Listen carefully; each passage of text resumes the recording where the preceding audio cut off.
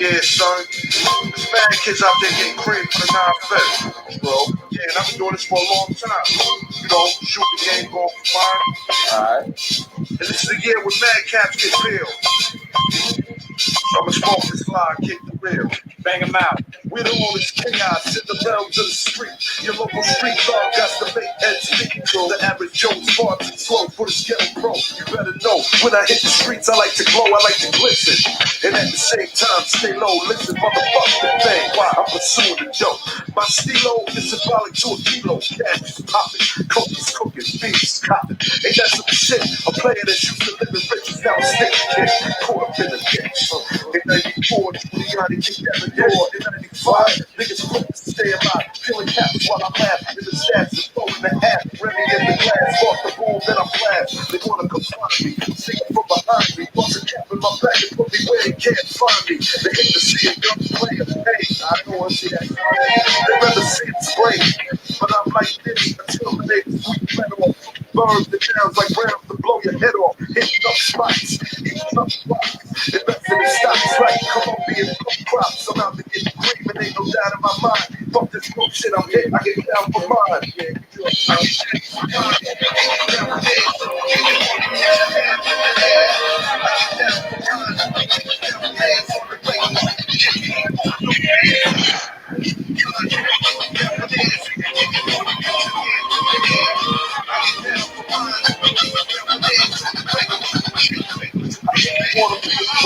I ain't some great shit left. Let's play a game of real nigga roulette. What is the DOA? Is I spray the melee. Content and punctuation is compared to AK. You in a day. Overdose for pure fuck. I'm fucking off like Tommy Gay. For commas and voice fuck. Decapitated rappers in my trunk. I'm sick. Pumping skunk. Bouncing with my click. Popping mega jump. I'm getting back when these clowns be zigzagging. When they talk about living. Come on, you nickel bagging. I'm blasting off wins. And your down is believing you can see. I was packing heaters when jokers was banging cheerleaders. Ain't nothing changed, it's still the same in the rap game. I'm known for banging rookies out the frame. Y'all done forgot who was the pimp from the start. Sipping vintage wine, eating a la carte.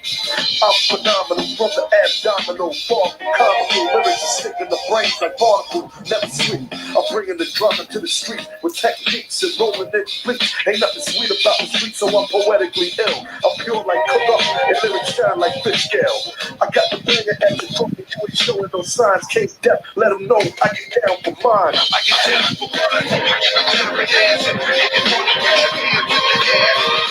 down for mine. I get down for dancing. On the bank, I'm shaking back. No man. I get down for mine. I get down for dancing. I get down for mine. I get down for dancing. Shaking back. No man.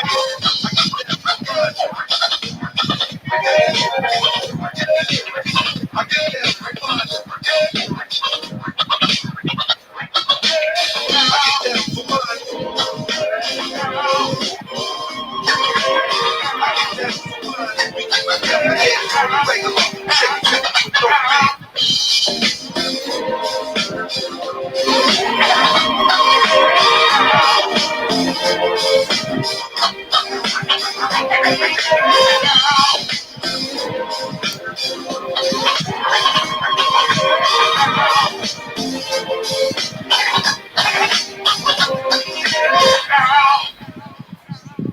All right. What's going on, everybody? This is today's broadcast of Gangsta Talk. How's everybody doing? Waiting for the chat room to fill up here. We will be talking about a lot of things today. Of course, we won't get through them all, but we have some very interesting events. One I find extremely pathetic. Name, go on mute, please.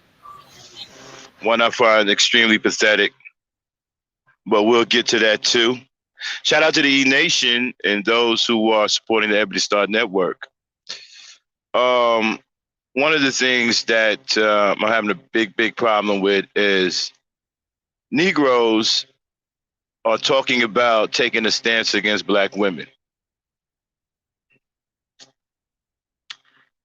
Taking a stance against black women.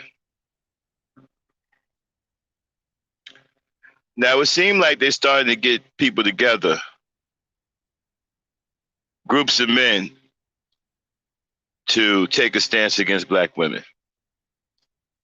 I don't understand because you won't take a stance. As a matter of fact, before I get to that, Dame, did the notifications go out?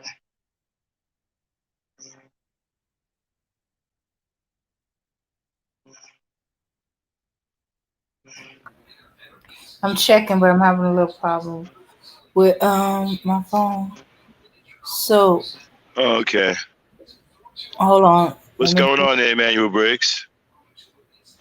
I don't know. Something is wrong with my. There's some kind of delay going on with YouTube. Yeah. Let's see. Yeah, the notifications went out. Okay.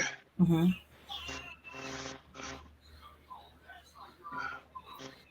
All right. Anyway, hold on. I don't see anybody in the chat room. Well. Uh-huh. I can't see the chat room. Can you see the chat? All right. Anyway, I'm sorry about that, y'all. We just having a little technical difficulty. But anyway, now you have black men talking about taking a stance against black women, which I find kind of pathetic. I'm getting to the point now to where you guys are so embarrassing and so pathetic. I really don't want you in my race anymore. Why don't you get the hell out of my race? You're going to be that pathetic and that embarrassing. Just go ahead and get out of my race, man, because you guys aren't black men. I'm going to stop calling you and referring to you as black men. I'm just going to refer to you as males, unwanted males. We don't want you in our society. Why don't you get the hell on out of here? Because you guys are some of the most poorest excuses for men I've ever seen in my whole life. You guys, claim to be educated lames. You claim to be high value. You claim to be all this bullshit, right? But what you don't claim to be is a man of integrity. You don't claim to have any fucking courage. You guys are cowards. You're running scared like little girls because now the women are firing back and y'all don't know what to do. You have other races of men now who are chiming in and they're looking at your behavior and they're questioning your loyalty to your own women. See, I said this to you before. This is what you guys don't understand. When you treat your women bad, right, it reflects poorly on you. You don't see other races of men out in the front treating their women like this. Now, I'm not saying that you don't have domestic violence in other races and stuff like that, because you do. But what you don't see other races of men doing what you guys are doing. You guys are on full display for the rest of the world to see how you don't care about your women and how you treat your women. And so by showing them that, you think it's a badge of honor, you think it's something that's going to make you look manly in the eyes of other men. But it doesn't. It's actually the opposite. It makes you look bad in the eyes of other men. Because other men see the way you treat your women, they see you as a bully, they see you as a punk, they see you as a chump. They don't see you guys as strong and masculine. This is the problem that you don't see. And you're losing support everywhere. You don't have anybody backing you up other than each other. And frankly, you're embarrassing guys like myself and other brothers who are strong, who are trying to promote black love and positive relations between black men and black women. You're embarrassing us. And you're dragging us into this bullshit where we don't belong. We're not you. We're not a part of you. We don't share your ideals. We love our women. You guys are traitors. So why don't you get the fuck on out of here, man? Leave us the fuck alone, man, and stop impersonating black men. Because you guys aren't black men. I mean, the shit I've been listening to, you gotta be fucking kidding me. Take a stance against black women? Are you fucking crazy? You niggas won't take no stance against COVID-19. You won't take a stance against the school system that's pretty much using our children as lab rats and experiments. You won't take a stance against the injustices that's going on here in America. You won't take a stance against that white boy out there. You won't take a stance against none of these things, but you want to take a stance against black women? And then you want other black men to join you in a stance against black women? Man, you out of your mind. Man, look, Just get on out of our race. Okay? We don't need you. We don't want you. You're not welcome here. Give up your black cards and keep it moving. Get out of our race. Go wherever you're going. You're going MGTOW, you're going your own way. Make sure your way is not this way. Go your way away from here, away from us. We don't want you. We don't want to claim you. You are an embarrassment and a fucking disgrace as men. I mean, the audacity to sit up here and say, let's take a stance against black women. You, man, all the stuff that you guys, all the problems that you guys have caused, you just one embarrassment after another.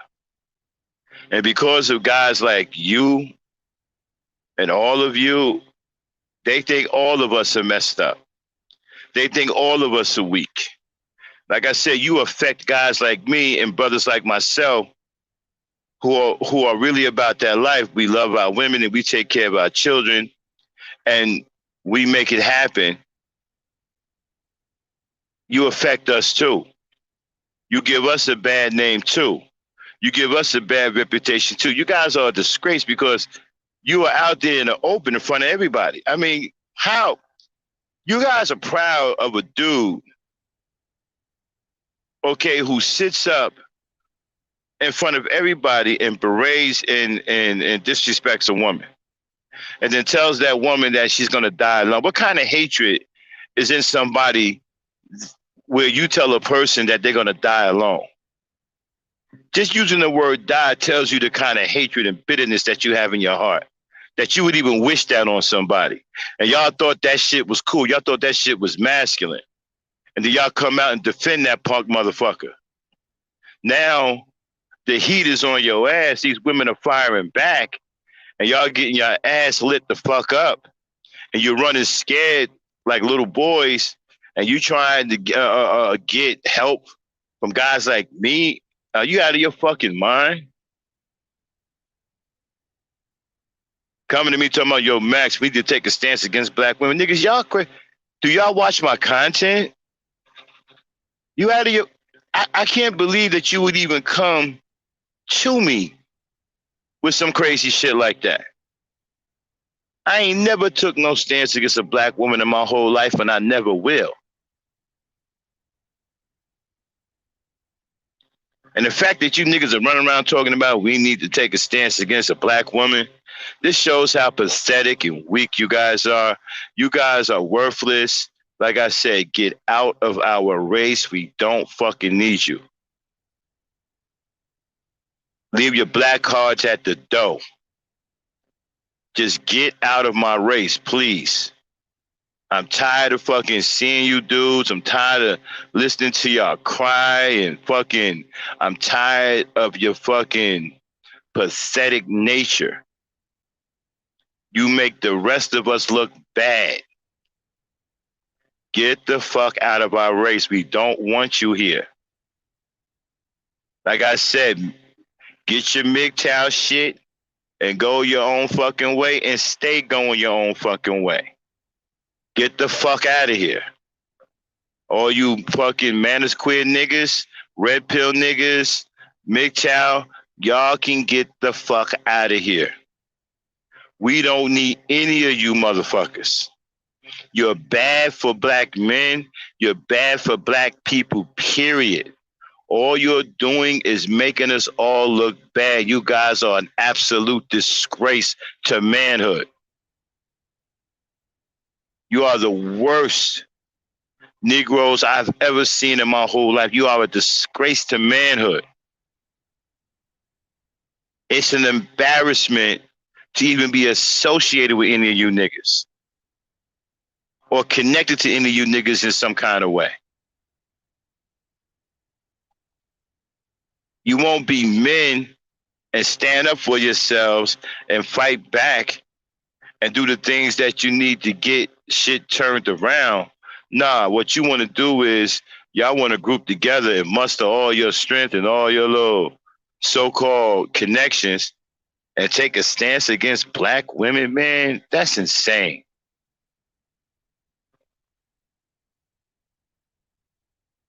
And it's beyond. It's actually it's tragic. It's really tragic.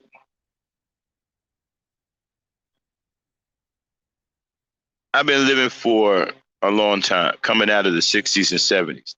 Never seen anything like this. Never thought it'd ever get like this. Never thought I would run into guys like this. Well, now that you guys are running scared, and you're talking about taking stances against black women, I don't know who the hell you think gonna get to stand by you. Okay, I don't know who the hell you think is going to ride with you. My suggestion to all of you: just get the hell out of our race, okay? Because you're embarrassing the hell out of the rest of us.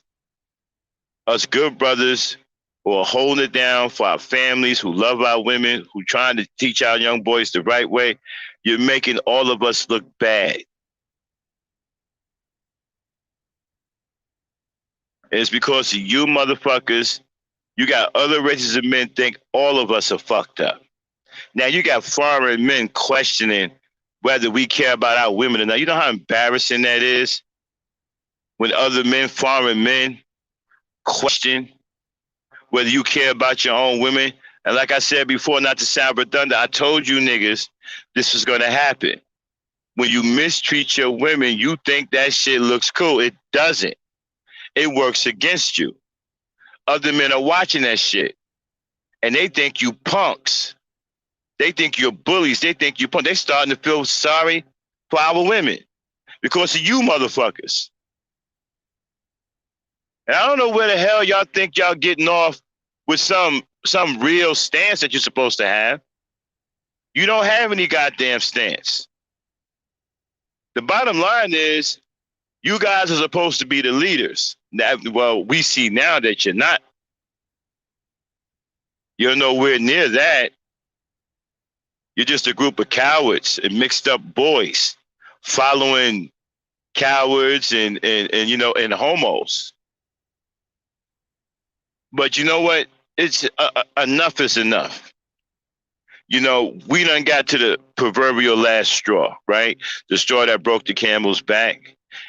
Why don't you guys just get on out of here, man? I can't even refer to y'all as black men anymore. You're not a black man. None of you are black men. Stop going around here calling yourselves black men because you're not black men. You are a disgrace to manhood, period. I don't know what race of man will ever claim guys like you. Just go on and get the fuck out of our race. We don't want you. We don't need you. You hate our women, well, we hate you. Simple as that. Just get on. Take your MGTOW niggas, go your own way, and keep going your own way. Stay out of our fucking business. Stay out of black folks' business. Okay? Simple as that. Talking about we need to take a stand against black. All this shit going on out here that you can be taking a stance against. But you too cowardly to take a stance against some real shit. But you want to take a stand. You niggas want to get together. You worthless ass niggas want to get together and take a stance against black women because now they're fighting back because of all of the shit that you don't put them through. You guys are crazy, man. How the fuck you think that you're going to do all of these things and there ain't going to be no pushback? You actually thought that you can continue to abuse someone like y'all been abusing black women all this time, making all these negative videos, saying all of these crazy ass hateful things, the way you've been treating them, the way you've been talking to them, the way you've been dealing with them on social media, saying some of the most hurtful things. You don't never express no love for them. You don't never express any care for them. And you thought that you would be able to continue to do that and there would be no pushback. But that goes to show how dumb you guys are. You guys are some of the dumbest people I've ever seen. You actually thought that there would be no pushback. You thought that men, good men, will continue to sit back and let you bully black women. You thought that black women would continue to allow you to do the things that you're doing and not give you any pushback. Clearly, you guys aren't very smart.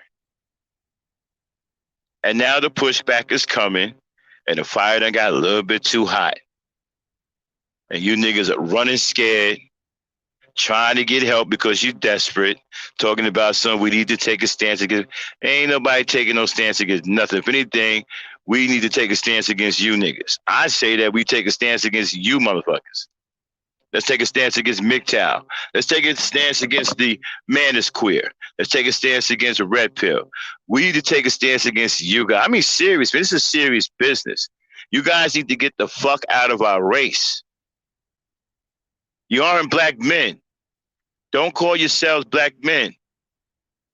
You too goddamn disgraceful to be called a black man. I would never call none of you niggas black.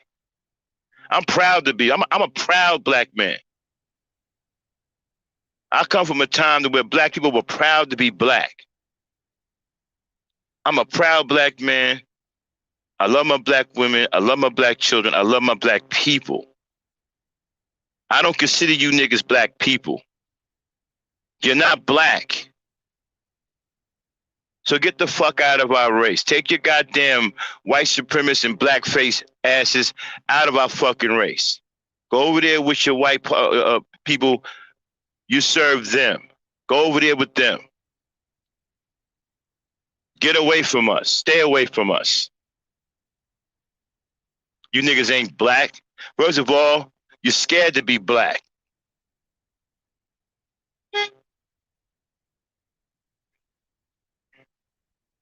Talking about some fucking let's take a stance against black women. Niggas is fucking crazy. Now you don't like it. You don't like it because the black women are pushing back and the fire done got a little bit too hot for you. They got you running scared. That ain't my fault. Y'all brought that shit on yourselves. You wouldn't listen to nobody, kept telling you, hey, man, you know what? Maybe you need to chill out. You shouldn't do this to your women in front of the rest of the world. It looks bad. Nah, you niggas don't want to listen. You want to get your boy Kitten Heels up there, right? All cocky and strong and shit, and go at that black woman, and you thought that, man, he did the right thing. And then you dumbass niggas backed him up and defended him and shit. Now you done called down some thunder on your ass.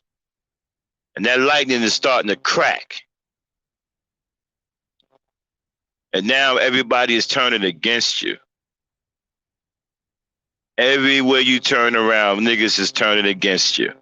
And you got brothers like myself. We are stepping up and speaking up. Look, y'all not down with us. You ain't black. We don't claim you. You ain't no fucking black men. Not any black men I've ever seen. So y'all can take y'all double agent asses somewhere else. Go over there with the white man. Stay the fuck away from us. Stay the fuck away from my women. You don't like them no goddamn way. So stay the fuck away from them. Stay the fuck away from my children.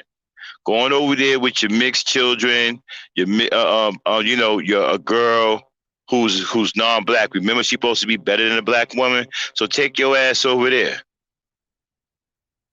Leave our black women alone since these other women are so good, right? Go over there with them.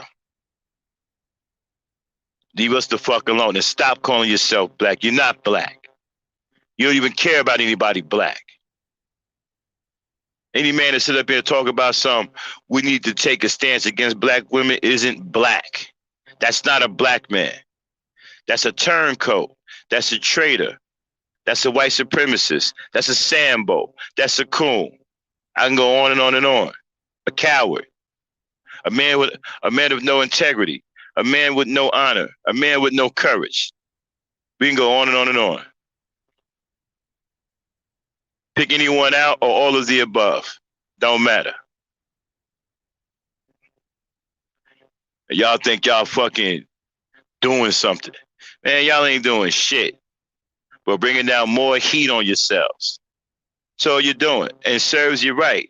We don't need you no motherfucking way. We don't need dudes. We got enough problems as black people. We don't need some old whack ass, wayward, lost, coward ass niggas pretending to be black running around here talking about we need to take a stance against our women. We fighting enough wars, nigga.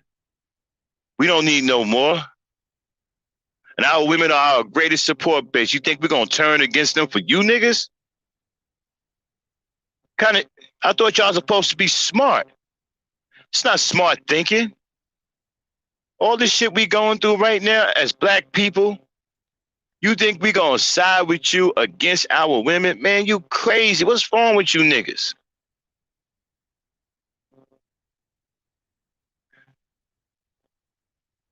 All the other shit you could be doing. You could be out here fighting against COVID. You can be out here trying to find out what's going on in these schools. You could be out here fighting against the system, bucking against the system. You could be out trying to get your manhood back against that white man, but you ain't doing none of that. You want to turn and try to start some goddamn war against the only support system that we have. The black woman is our only support system. Nigga, is you crazy? And you think we gonna turn on her because y'all done turned your back on her? Man, yo. Like I said, get on out of our race, man. You know, you niggas ain't black. I ain't calling you black no more. I'm not addressing none of you managed queer niggas, SYSBM, Red Pill, none of you niggas in the conscious community. I'm not addressing none of you anymore as black men. As far as I'm concerned, you're nothing but white men in blackface. That's the way it is. Okay? I don't consider none of you niggas black. And I wish you get the fuck out of our race and get ahead and cross over and stop making the rest of us look bad. You guys are a fucking disgrace to manhood. You making all of us look bad. Now you got other foreign men checking in on us because of the way you niggas are. I don't need to be lumped in with you motherfuckers. You fucking up my reputation and my image as well. And brothers like me. Because of you, they think we all fucked up. And we need to have more brothers speaking out. We need more brothers in here speaking out against these dudes.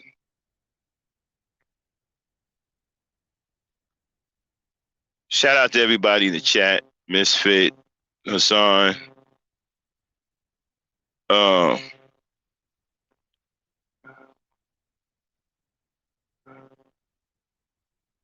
Who else? Denise, Bell.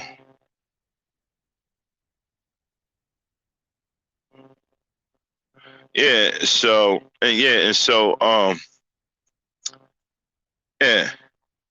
all this shit going on, and these niggas, the best y'all can do is sit up here and say, we need to take a stance against black women. When you gonna take a stance against some real shit?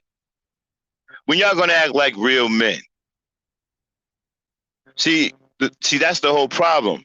If you were being real men, you wouldn't be in this situation. You're only in this situation now because you're not men. You're not being men. You don't have the courage to be real men. That's why you're in the situation you're in right now. And then you don't pick the fight that you can't finish. Like I said, you thought that you was going to continue to disrespect the black woman, continue to talk crazy to her, like nobody was listening to you. See, that's another thing that's shit out about you niggas. You thought nobody was listening. You thought that nobody heard the hatred that you had towards our women. You thought that nobody was listening to the crazy things you've been saying about our women. Nah, we all been listening. We all been listening. And now the table's done turned. Now you pretty much probably getting me number one now. The table's done turned. And you got people standing out against you, coming out against you. And now you're scared because the women done mounted an attack against you and you don't like it. And you don't know where to go now. You scrambling, desperate, and delirious. Talking about, oh, they picking on us. Oh man, that's so goddamn weak. I hate weak niggas. Just get on out of our race, man. Go to another race of people. Leave us alone. We don't need you. Go to another race of people. Get away from us. Stop representing yourself as black men. You don't deserve to be recognized as black men anymore. You done lost that privilege. You done lost your black card. All you red pills, blue pills, conscious community faction, punk ass niggas, you manners queers, you done lost your black cards. Kevin Samuels done got your black cards took. He ain't got no black card either. He a bum ass bitch nigga too. And that's who y'all follow. Go ahead and follow him. Go your own way with him. Like I said, get the hell out of our race. We don't want you here. You're not welcome here anymore. And stop identifying as black. You're not black.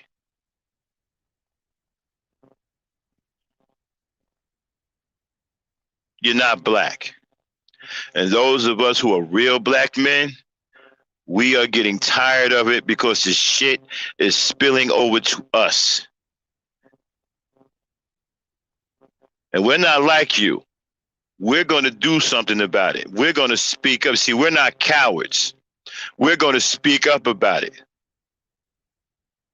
We're going to step to you about it. Get the fuck out of here. We don't want you here anymore. You're a disgrace. And you demean all of us. Just your very presence in our society demeans everyone. Go on and take your Beckys, your Mei Lings, and whoever, and get the hell away from us.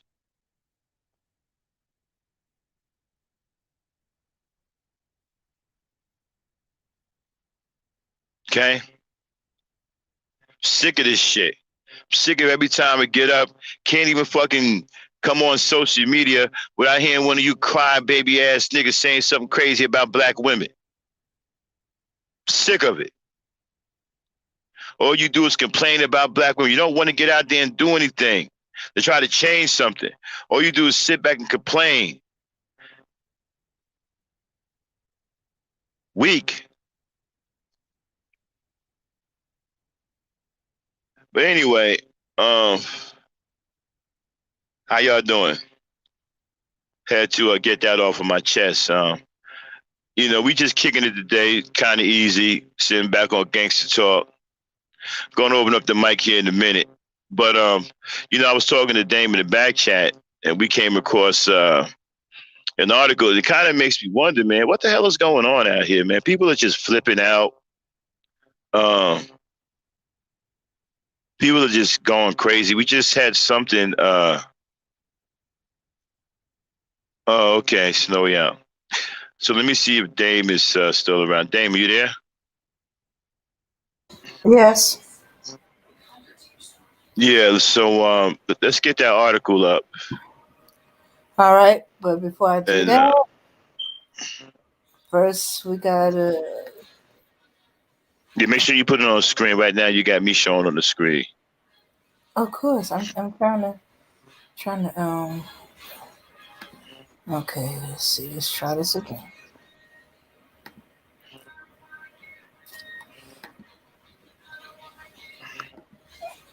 Okay, why is it? Okay, hold on. Okay, well, while she's getting that together. What's up, Kia Grace, Melanated Misfit, Denise Barn? How are you guys? What's up, my boy? my brother Hassan Burton. Yeah, Hassan, man, I had to come out, man. These cats, man, I got on my last bit of patience, my brother. Out here talking crazy, talking about taking a stance against black women, man. I don't know what's wrong with these dudes. Go ahead, Dane. All right. Just this channel may contain content not authorized for use by its owner. However, according to Section 107 of the Copyright Acts of the United States, the fair use of copyrighted work for purposes such as criticism, comment, news reporting, teaching, scholarship, or research is not infringement of copyright. All right. Okay.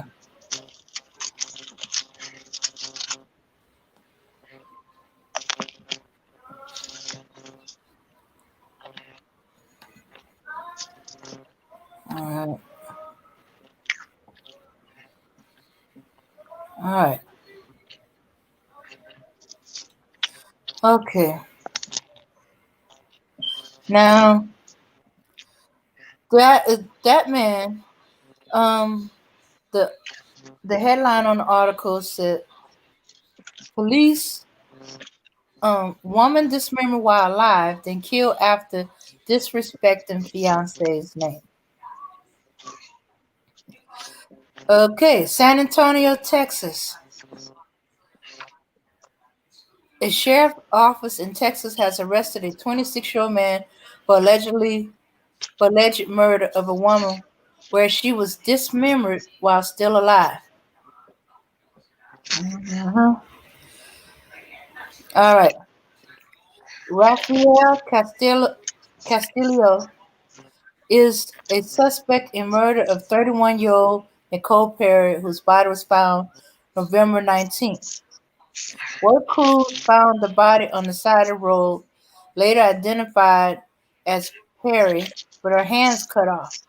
Evidence found there led deputies to the home of West Harlan and Castillo. This was a gruesome attack, said Bexar County Sheriff Javier Salazar on Wednesday night. Salazar said she was killed over a disagreement, and Castillo wanted to make an example of this young lady. Disturbingly, deputy believed Castillo used a hatchet to dismember Perry while she was still alive, inflicting as much pain as possible on her. A witness said another suspect asked them to move a large package. The witness said they, along with four males, placed a square package into an SUV and drove to dump the body. After dumping the body, the witness said they went back to the West Harlan home and was approached with a crock pot, which allegedly had human hands with painted fingers in it. The witness said they soon realized what was happening and left. The homeowner said Perry and her fiance were staying with him as they were homeless at the time of her murder. The owner said he left the room when Perry and her fiance were arguing, so he left, and when he came back, she had an axe in her head with Castillo standing over her. Castillo allegedly said he killed Perry because she disrespected her fiance's name. Oh, not his fiance, her fiance's name. Okay, according to court record, Castillo was a documented gang member, but deputies do not believe the murder was gang related. He faced a murder charge, but additional charges not going to be ruled out, according to Sheriff Javier Salazar. Okay, so let me stop you there, man. Uh, okay. We have all these conversations about religion. We have a lot of conversations about the Bible. We have conversations about whether people believe in God or not. Now, I do have my issues with the Bible, but I'm one of those people that don't believe everything in the Bible isn't true. And we can say we believe in God or we don't believe in God, but when you look at some of the things in Revelations and some of the things that's been foretold in the Bible, you can't help wondering that they're true because you see them going down. Mm-hmm. You know, it talked about the devil is going to reign for a season. And while the devil is reigning, you're going to see all kinds of atrocities. You're going to see the wrong things appearing right and the right things appearing wrong. People are going to lose their minds. They're going to take the Bibles away. Now, people interpret taking the Bibles away as they're going to come in your house and take your Bible books out your house and then you ain't going to see them again. No. See, taking the Bible away can also be misrepresenting the Bible. Not telling you exactly what's in it. You know, instead of telling you the truth about what's in it, they tell you a lie. See, that's that's another form of taking it away because you're not being told the truth as to what is in it. And that's happening with a lot of these pastors who are pretty much snake oil salesmen. Okay? A lot of this stuff the Bible has said will come to pass. People have gone crazy. And people are choosing some of the worst things imaginable to do to each other. Now, people say, well, Max, you're crazy. You know, you talk about love, you talking about compassion, right? And emotions, right? Well, without compassion, without love, without emotions, you have stuff like this. You have cold-blooded murders that take place. People who can no longer feel. See, this is why I warn you. I keep warning people about emotions. They keep telling you that emotions are bad. They keep telling you to get out of your feelings. They keep telling you don't have any emotions. Well, when you don't have any emotions, you end up with murders like this. People who can't feel because they have no emotions. You see, if he was in his emotions, his real emotions, then he would have had compassion for that woman. And she would probably still be alive right now. But he wasn't in his emotions now, was he? He wasn't feeling anything. You can't be feeling anything at all when you cut somebody's hands off while they're alive because you have to hear them screaming, right? You're cutting somebody's hands off and they're screaming in horror. They're screaming in agony. But because you can't feel, it does nothing to you. Because you've been conditioned to either suppress or hide or not show emotion, you can't feel. So you have no emotions going through your heart, so you can't feel no compassion. See, emotions, right? They also allow you to feel compassion and love. Without emotions, you can't feel love or compassion. This is why I keep trying to tell people, stop listening to people who tell you that emotions are bad. You need your emotions. You have them for a reason. Your emotions is what allow you to feel compassion and love for other people. Without them, you turn into a monster like this, who dismembered the person who was screaming in his face in agony. Now, do what you want. You want to walk around here and be a monster and not feel or whatever, and you want to end up doing, you know, unthinkable things like this, that's your prerogative. But understand, you know, when you do harsh things, harsh consequences come your way. Act like a monster and you'll be put down like one. Because what's going on out here right now, in my opinion, a lot of it is because of no compassion. People don't feel. People can't feel for each other. They can't feel for the children. They can't feel for no one else. They're just walking around here with no emotions, no compassion, and no love for their fellow human beings. Not even for themselves.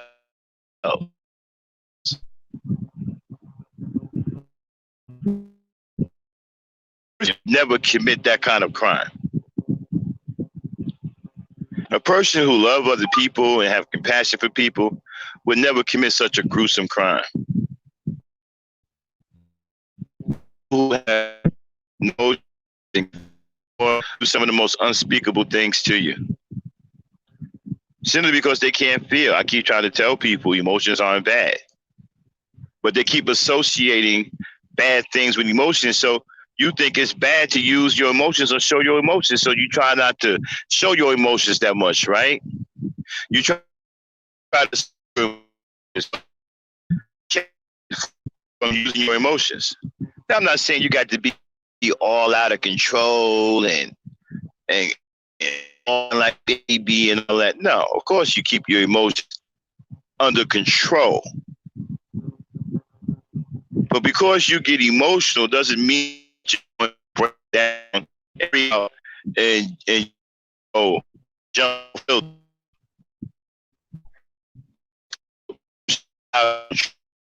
Allow your emotions to get out of control. Control your emotions, but use your emotions. Your emotions is what will allow compassion. There's a difference between being emotional and being out of control emotionally. Society, they shame you into your feelings. So it gets to the point where you're afraid to use emotion at all because you think any kind of emotion is bad, and that's not true. That's not true. You keep suppressing your emotions and being afraid to use your emotions, then you will lose the ability to show emotion along with compassion and love, and you'll end up a mindless monster like that dude right there.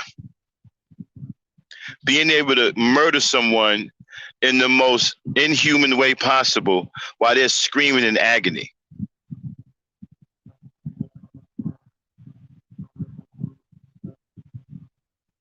And that, you know, the sad part about that is we have a lot of people who think what that man did is cool. Be like him. And will probably make videos talking about, see, that's what I'm talking about. That's how I'm going to do niggas. That's how I would do you. You got people who are proud of being monsters. And this society has made that cool. This society breeds monsters. And they make it cool to be a monster. That guy right there that you just saw, he's just a symptom. He's a symptom. Our society is the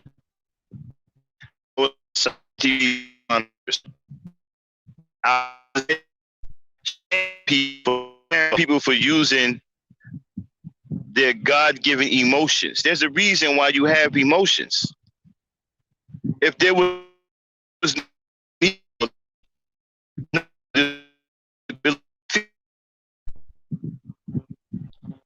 you need your emotions. Your emotions play an extremely important part in your life. But you've allowed society, many of you have allowed society to successfully shame you from using your emotions. Because every time you use them, no matter what kind of emotion it is, they tell you you're in your feelings and you shouldn't get emotional. Sometimes you need to get emotional because because if you get emotional, right, it will actually bring things into focus. Sometimes you need to get emotional to stop certain people or stop certain things from happening. But again, since we live in a society that wants you to be emotional, a society that don't want you to have any feelings whatsoever. See, they don't want you to be able to feel. You have to understand the people that run this country are very, very evil, extremely evil. They're monsters. They can't feel. They have no regard for human life. So it'd be easier for them to live amongst you. You were just like them. So they want you to walk around here with no emotions too. They want you to walk around here like some damn zombie that's heartless and have no care for other people. Let me explain something to you. It's not cool not to care for anyone other than yourself. You don't live in this world by yourself. I'm sure some of you don't care about nobody but yourself, right? But I have news for you. You don't live here by yourself. Whether you like it or not, our lives, right, they intertwine. We interact with each other, whether we want to or not.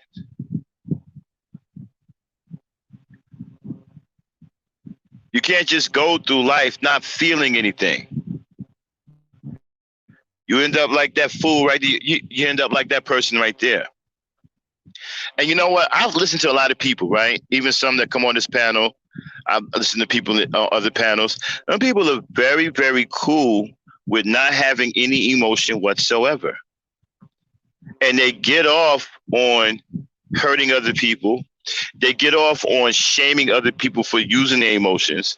They get off on threatening other people and establishing themselves as a monster.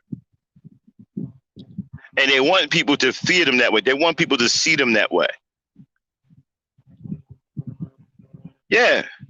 You got people even on social media who are monsters, and they're cool, man. They're cool like that.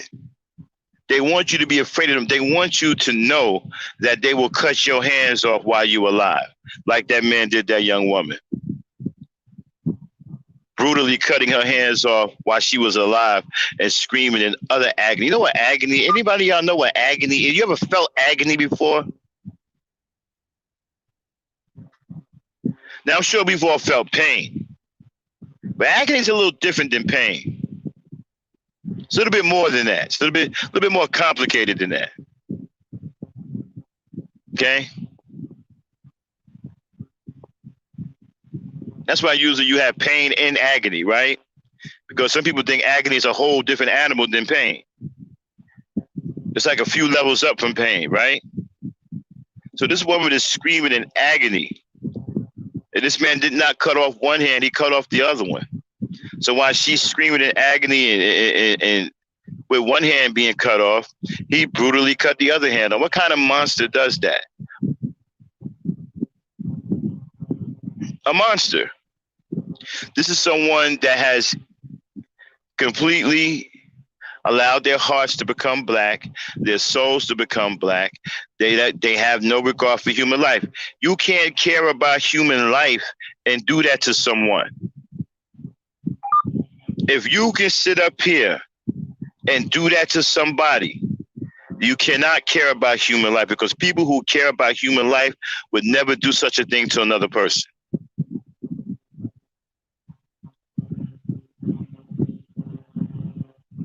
If you value human life, you would never bring yourself to do something like that to a human being. The fact that a human being is crying out in agony will bother you. You would never do something like that. Your soul would be too clean for you to do something like that. A person with a soul can actually sit there and go through something so vicious and so brutal and so heartless. And that's where some of you are actually going. And you know what kills me is I sit and I listen to people talk, right? And how some people want you to know how black-hearted they are. They want you to know that. For some reason in their mind, right? In their mind, they feel like it should be normal for you to see them as a monster and going about your business. You should never get used to seeing monsters. If you are desensitized to people doing things like this, then you need to go and get in touch with your spirituality. Because if your soul ain't black already, it's getting darker. It's getting darker by the day. And you need to go do something to get that ugliness out of your soul. Because a person that can do something like this to another human being, especially while they're alive, has no real soul in him. There's nothing inside that man but death.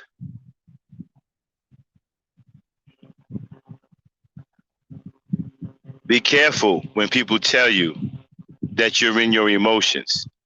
Be careful when they tell you that you're in your feelings. Don't allow anyone to shame you from using your emotions. Now, there's a right way to use your emotions, and there's a wrong way to use your emotions. Allowing your emotions to go out of control would be the wrong way. Keep your emotions under control, but don't be afraid to use your emotions. Because I assure you, if you continue to suppress your emotions and allowing yourself to be shamed every time you use an emotion about something, eventually you'll use the ability to feel. And then once that happens, you'll no longer be capable of compassion and love. And you'll be just like that monster that you just saw. Dame?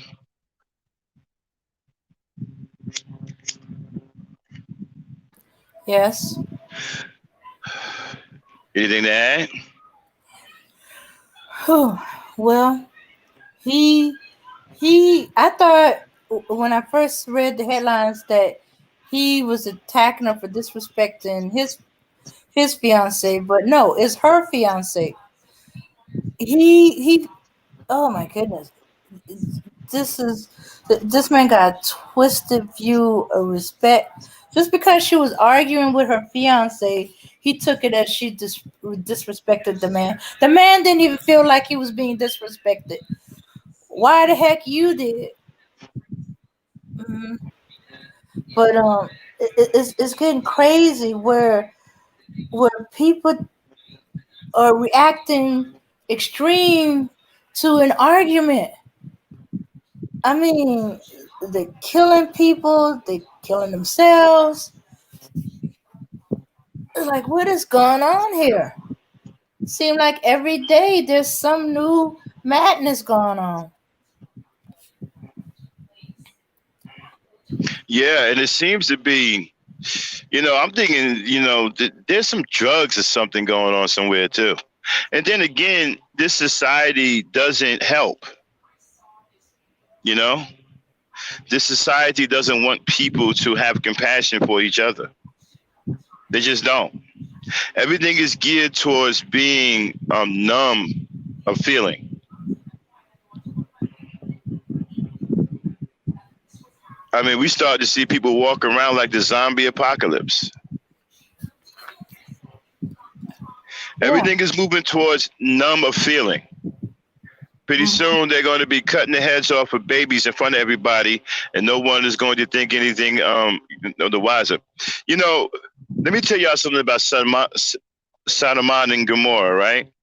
Whether it was true or not, whether the city stood or not, whether the Bible is right or not, there was one thing that I thought was very interesting about those two cities. One thing I paid attention to when I was reading about them. In those cities, there was no laws. No laws. Nothing was against the law. Rape, murder, sacrifice, child pornography, animal sex, none of that. They had no laws. I wonder how many people paid attention to that when they read the story about Sodom and Gomorrah. How many people actually paid attention to that? The fact that they had no laws. Nothing was against the law. Think about something, right? If you had a kennel with a bunch of dogs, right? And you put restrictions in the kennel, right? Let's just say you put 2 or 3 gates,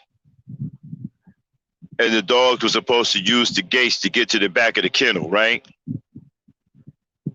And then you let the dogs in and none of them use the gates. They just walk straight to the back and just don't even bother with the gates. And this goes on and on and on. And then you realize, hell, these dogs don't give a damn about these gates. So what do? You don't get rid of the dogs, you just get rid of the damn gates, right? Like, okay, the gates ain't worth shit. Dogs ain't using them. They don't give a fuck about these gates. So you just take them down, right? Well, you look at Sodom and Gomorrah.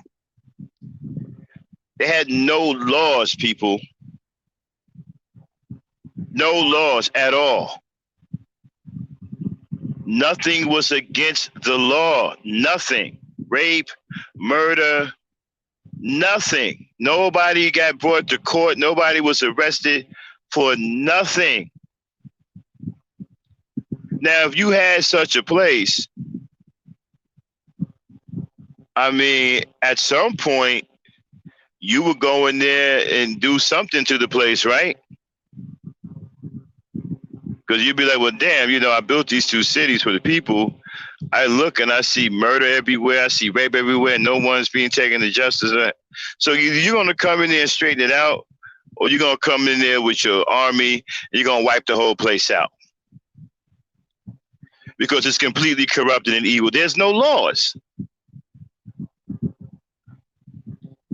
So I always ask guys this question.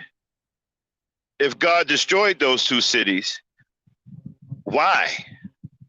Did he destroy those cities because of the things that was taking place? Because a lot of those things that took place in Sodom and Gomorrah take place here today. But we're still here. He didn't come down to destroy us. But why did he destroy them? I'm thinking that he didn't destroy them because they did the same things then that we're doing now. I think the difference between us and them is that we actually have laws. It's against the law to murder. It's against the law to rape. It's against child molestation. It's against the law. We actually have some laws with some kind of civilization that actually brings people to justice. It's not 100%, but at least we got some damn laws. Sodom and Gomorrah had no laws, people. There was nobody being brought to justice. There was nothing but pain and agony, torment, and it was ongoing. Sodom and Gomorrah was a hellhole. And I think that's why it was destroyed, because it just had no laws. There was no way to quell the suffering. No one was being brought to justice. No one was being put in jail. And I think that's the reason why it was destroyed, because it was lawless. Not the fact that they did the same things back then that we do today.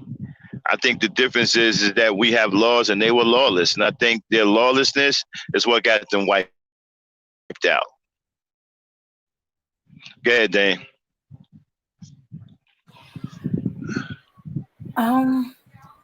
I think that could be the possibility.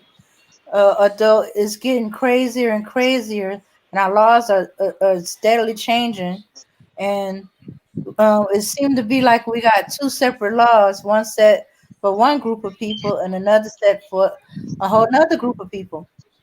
So yeah, in the chat they are kind of tapping into it. Auntie said it did exist. There's this video on YouTube where this couple went to visit it somewhere around Africa. Everything, including the buildings, are still ashes. Nobody has lived there in ages. Yeah, and some of the sulfur there is still hot. So whatever destroyed that place was definitely beyond our capabilities. Whether it was an angelical being or whatever, could have been a meteor storm, we don't know. But something wiped those two places out. And whatever wiped them out made sure they were wiped out. And I believe that they was wiped out because they were lawless. And it was just nothing but ongoing torment. And I think that's what caused them their existence. Go ahead, Dane. Yeah. Yeah, and Melanated said, if God didn't intervene during slavery, when will He do it? Well, He didn't. He didn't intervene for what 400 years for His chosen people in slavery before He put things into play to have Moses go get them out. Well, you have to understand, right? If you read the Bible, I don't Mm-hmm. mean to get into a Bible discussion, but God said that the power is in us, Mm-hmm. so we can free ourselves. You see, He said, "Listen, we do this to ourselves. He gives us the freedom to choose. We choose to enslave each other. We choose to be ugly to each other. We don't have to enslave other people. Well, you have some of us who choose to do so. Slavery wasn't something that God decreed. God didn't create slavery. Men created slavery. People created slavery. He gave us the ability of he gave us free will, and with that free will, some people created slavery. Some people decided that they wanted other people to serve them. And they had some people together of a show of force, and they were able to overwhelm some people and make them subservient to them by force. That's what some people did with their free will.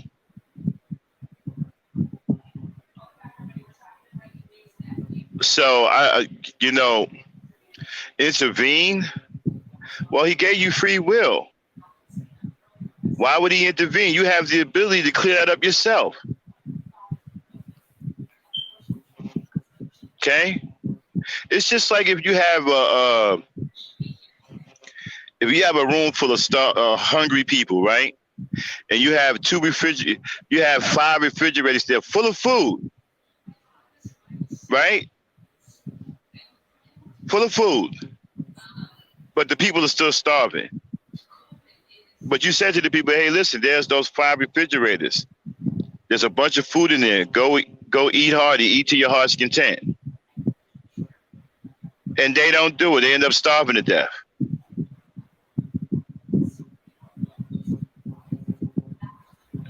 You have the access to the refrigerators full of food. Why not go in the refrigerators and eat?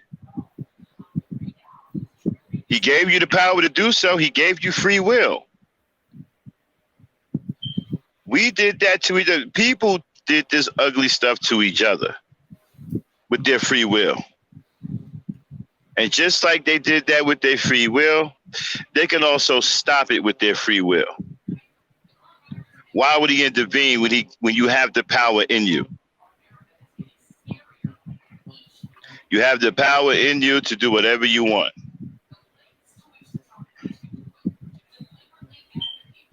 So why would he intervene? He don't need to. He put the power in you. You decide not to use it.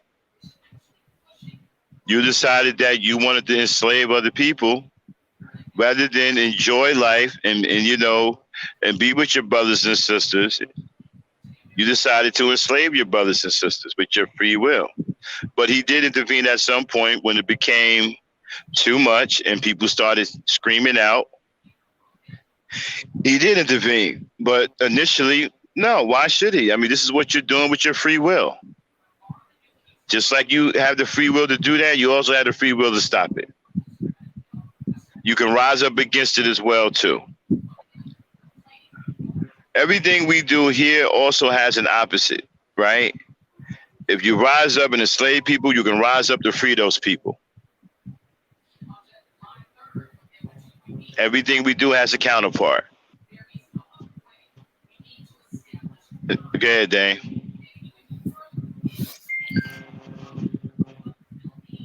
Yeah, yeah. The problem is people has letting fear or not understanding that they have the power in them. They don't have the knowledge of what they're capable of. Are they too fearful to try because they trying to keep from the fear of dying or fear of pain, fear of failure, or they believe that uh, that is impossible, and so they don't even try. Hmm.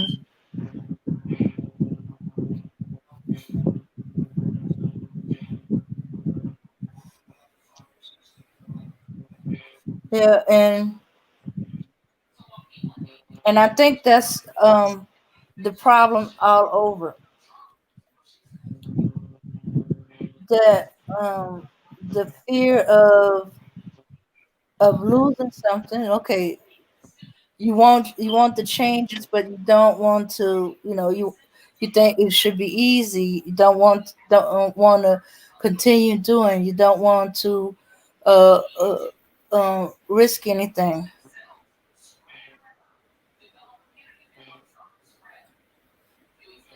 Yeah, Yeah, and I think that's the reason why we have a lot of stuff out here today that's messed up because people don't want to get involved. People don't want to lose what little bit that they have. You know,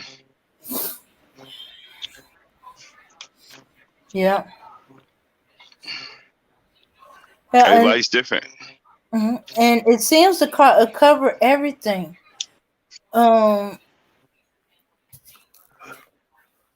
okay, everything that possibly could be wrong in the world, or why people are letting things be as is, or they won't change, but they're not willing to fight for it. It all goes back to the fear, the not knowing what they're capable of, not believing, lack of belief, not only in themselves, but in their God, in their Bible.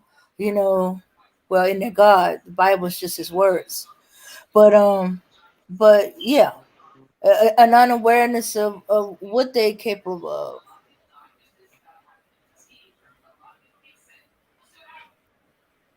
or not willing to face the truth of, hey, you do not believe as you say you believe, because otherwise you shouldn't be that afraid, or you shouldn't let that fear stop you. You shouldn't let fear stop you. You're not alone. You have it all within you to do it.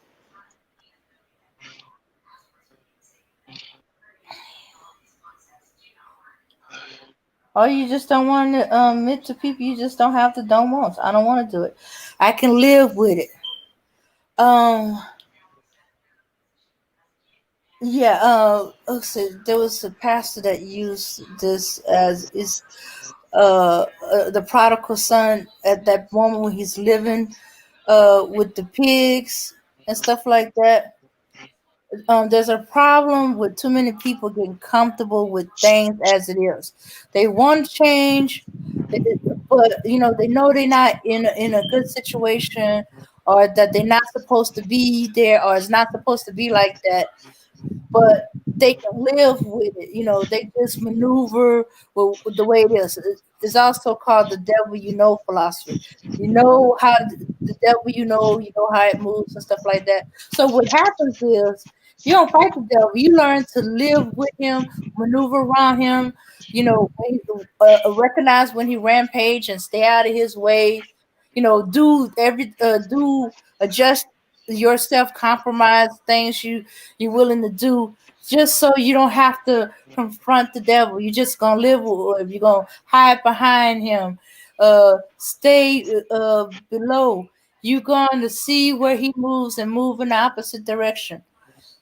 But you All right. don't. Well, let's not Mhm. get let's not get too far into The biblical. yeah. All right, all right, all right. So let's get off the biblical. Okay, this man is crazy. He's extreme. He got an extreme view of respect, and it's not. And he don't leave it at just disrespecting him or his. No. See, the problem I have is just like this whole sentiment about Mhm. going after women, Yeah. you know, and it's like the black woman is under serious attack. Mm-hmm. Okay, from just about everybody. Yeah. And the black man who's supposed to be protecting her, a large number of them are also against her. Mm-hmm. I don't know what the hell's going on. I don't know what's happening to a lot of people, but it seems like people are, at least with these so-called brothers. I don't know. It seemed like they lost their way, or they are afraid so badly that they'll even go against their own women and children. I've never seen black men terrified to that extent before. Growing up, when I grew up, man, brothers were willing to die for their families, and some of them did die defending their grandmothers when cops tried to hit their grandmothers and stuff over there. Billy Club's brothers that got shot fighting police officers, protecting their family members, protecting their women and children. I've never seen black men terrified to this extent. I don't even know what this is, because the era I come from, we wasn't afraid of white people. They were afraid of us. I mean, I don't know what it's like to be terrified like that of white people. I'm not afraid of white folks. So it kind of makes me wonder, like, where did this batch of black men come from? Where's their origin? What group of black people did they come out of? Like, and some of these dudes are older dudes. Some of them are older than me, and I'm trying to figure out what is their problem. Well, the ones who are older than me, I'm chalking it up to them just selling out. They just sold out. They super coons. They sold out. They're selling our women, our children down the river, because they brought into this white supremacy and they're comfortable with being under another man's rule. That's no different than being a woman, as far as I'm concerned. I mean, as a man, you should never be comfortable being under another man's rule unless that man is your father. That is the only man that a man should be comfortable under his rule. If you're being led by your father, that's another thing. But even fathers, when their sons become adults, even fathers step aside and let their sons be grown men and lead their own ways. But that's the only man rule that you should be comfortable being under, is your father's rule, and that's only to a certain age. I mean, if you're a grown-ass man and you're comfortable with being under the white man's rule, to me, you're no different than a female. I mean, that's not even manhood. A man don't want to be under the rule of another man. Not any men that I know of. But these guys are, they're comfortable with being under the rule of another man, especially a foreign man. It's not even your own people. And then, how embarrassing is it that, and you know what? And another thing too, some of these sisters, and you know me, Dame, I don't talk about my sisters like that, but some of these sisters are tripping too, man. Like, what's going on with them? Like, why are they following these dudes? Can't they see that these guys are a disgrace? And these aren't men? What's going on with that? I mean, I know you've educated me before, but I'm still having a hard time with it. Still having a hard time with it. Well, that's what they're familiar with. These guys are probably no different from some of the men in their environment, in their homes, or they grew up with. Yeah, but Denise, right? Run to them begging for help. They can't help you. They have nothing for you. They have established nothing. They have nothing to help you with. All they can do is offer you white supremacy. That's all they can do, because that's what their power base is. They have given in to white supremacy. They are comfortable being bootlickers. They're very comfortable with licking boots. They're very comfortable with compromising their sexuality. They allow the white man to violate them anytime he he wishes, because we all know that white man is a true savage. He has sex with animals. So a white man having sexual relations with another man is nothing, because he's an animal. As a matter of fact, homosexuality, when it comes down to white people, I don't even think anything's wrong with it, because they're animals. Many of them are animals, so I don't even think. I'm shocked when it's someone else. I'm not shocked at them. I expect it from them. I mean, they're sleeping with goats and cows and horses and stuff. I mean, you got racist people doing that, then you expect homosexuality. It's something you should come to expect. But coming from black people, man, I don't. That's when it's tripped out. And then you got dudes who just don't have any manhood at all. They just don't.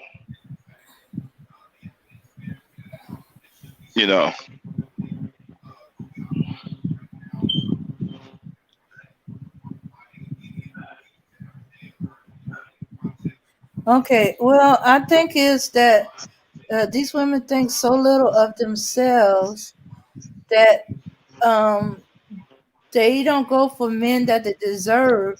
They go for men they think they can get. And this is how little they think of themselves. They think they can get these pieces of men. Yeah, but these guys that they're going for, these guys are on social media. They don't have any real proof or any receipts of who they really are in real life. All they have is what they say. Mm-hmm. I mean, Kevin Samuels can tell you anything. He can tell you that he went to the moon too. I mean, you're going to believe it? Hey. I mean, these guys are just telling you these stories. Talking about, well, I do this. I'm a six-figure dude. There are no receipts of this. There's no evidence that you are a six-figure person, or even if you have a job. So I don't understand what type of men that they think they can't get. I mean, these guys are playing make-believe on social media. Well, they're not aware of it. I guess they think of them as men. Not seeing that they may be saying that they men, they may be acting like they men, but their actions is not saying that. I don't even see that. I don't see any of it. I don't see them acting like men.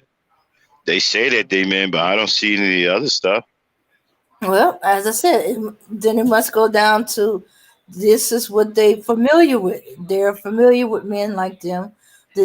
They dealt with men like them. But you see, the problem is this, right? They're the biggest problem, because if they were behaving like real men, then you wouldn't have this outcry of women saying that they should be independent. Or you wouldn't have this outcry of women saying that they don't need a man. See, a lot of that stuff is just like a shield, because the women feel that they aren't being loved, and that the men don't love them, right? So they're going to protect their hearts. They're going to protect themselves by saying, well, I don't need no man.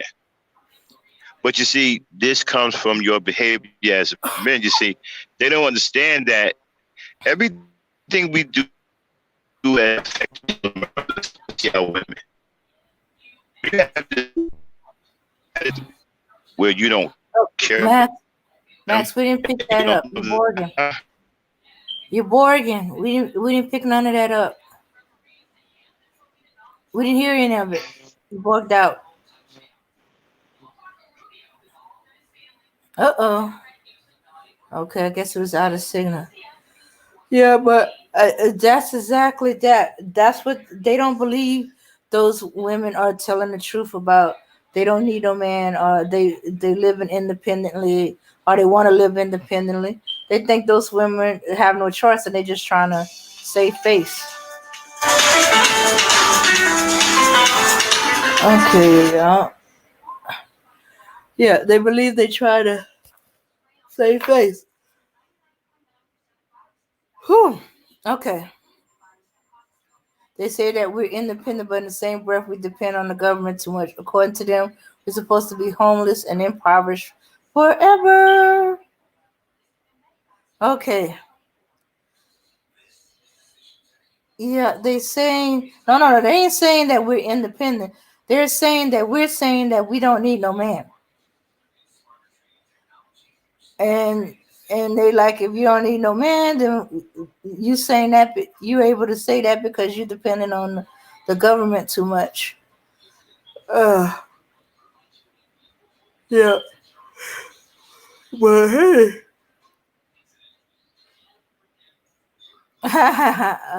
Walter Cronkite. Yeah, yeah. He's thinking he looks distinguished. Um, Certain men, no matter how old they get, they appeal to women. But I don't think that's Kevin Samuels necessarily. No. Yeah, yeah. So trying to understand the mindset of these women, you're gonna have to talk to them. But if you have talked to, it seems like it's like any man is better than no man.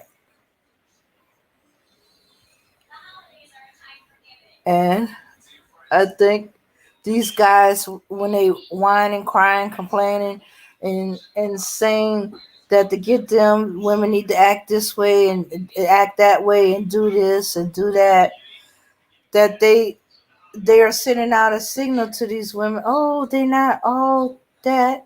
There's something in them that make it possible for even me to get them. Hey, Max, you back? Okay, can you guys hear me now? Yes, here you now. Yeah, so like I was saying, right? I'm like, well, you guys got to understand your behavior dictate the way a woman is going to treat you or, react to you. So if you have this attitude of hatred towards her, then she's going to make an adjustment because hard. If she has children, she has to protect children. So you guys aren't much in the understanding department. And this is what makes me wonder if you guys are smart at all because you make stupid choices when it comes down to women. You do stupid things. And you do not behave like men who have any real general knowledge of women. I mean, your behavior dictates to her how she should treat you. Do you not understand that? So if you're showing her nothing but hatred, what do you think she's going to do? I mean, this isn't rocket science. This is a very simple logic. What do you think she's going to do when you continue to show her nothing but hatred? You think she's going to stay the same? You think she's going to stay sweet and she's going to pucker up every time you come by? No. She's going to make an adjustment. And you're not showing her that you love her. You won't even come to her aid. You don't want to take care of your children. You don't want to do anything. Do you guys understand that a child is one of the most beautiful gifts a woman can give to a man? When a woman is willing to give you a child, right? She loves you. Do you understand that?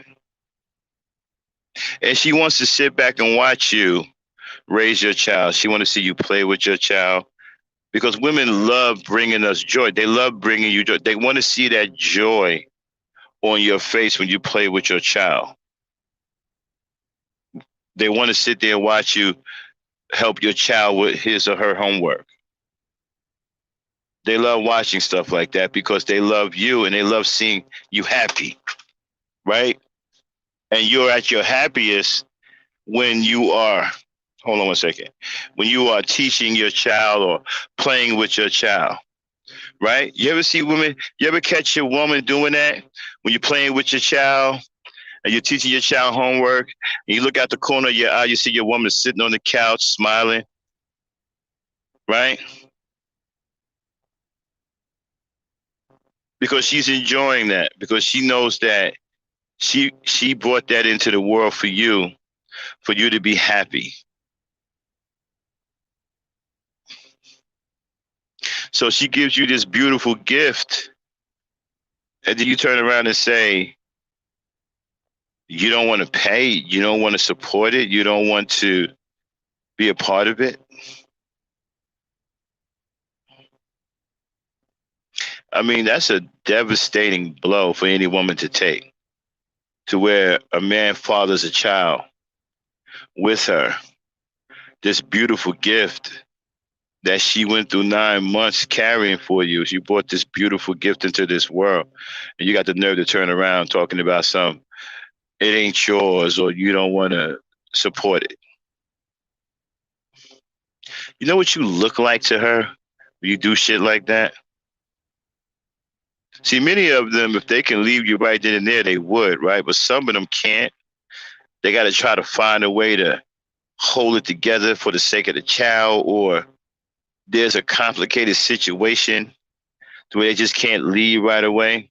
So they got to figure out how to deal with it or endure it or hope that you will come around. See, what you guys don't get, right? When women love us, they do a lot of things for us. Some of them will even put themselves in harm's way simply because they love us. Some will try to make a way out of no way simply because they love. Some of them will overlook the fact that you're not even half the man you're supposed to be. Like, you don't have shit. You barely have a job. You can barely get to work on time. Some even overlook the fact that you ain't half the man you should be, simply because they love you. Love is a powerful thing that you guys just don't understand. That's why you don't understand women, because you don't understand love. That's why so many of you have a problem with women. You don't understand love. You don't understand how love works. Women and love, right, go hand in hand. So when they love you, they do all of these things.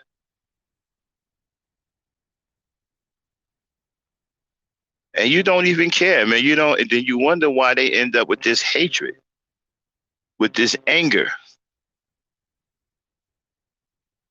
Think about, Sense.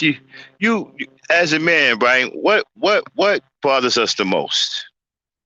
Many of us, a lot of us is money, right?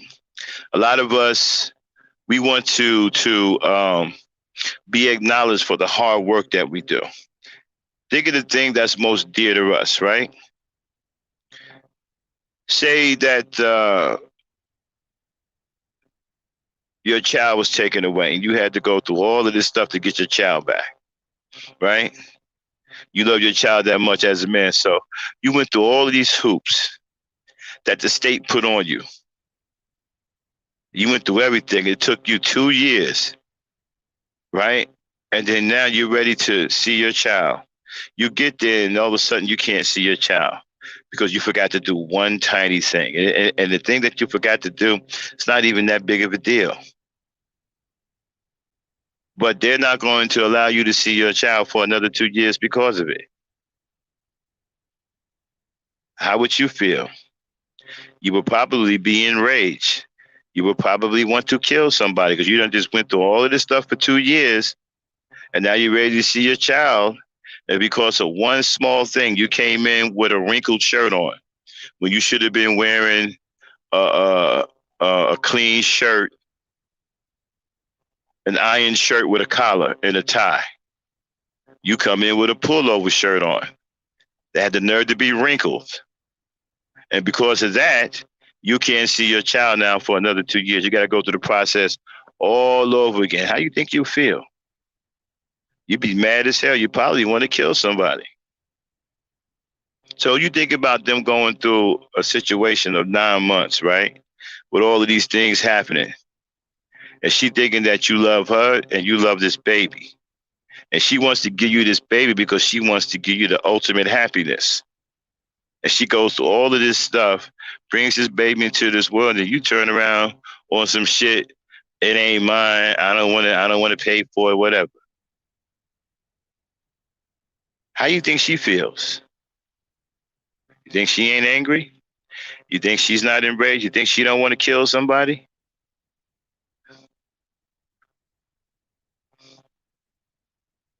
So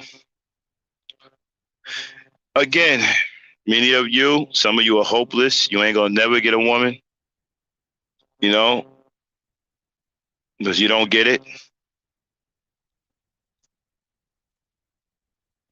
Okay. And another thing is that, this embarrassing display of non-manhood that you guys put up by not wanting to take care of your kids and saying things that if a woman lays down with you and have sex, that y'all only agreed to have sex, didn't agree to have a baby. Man, that's one of the worst things I've heard in a long time.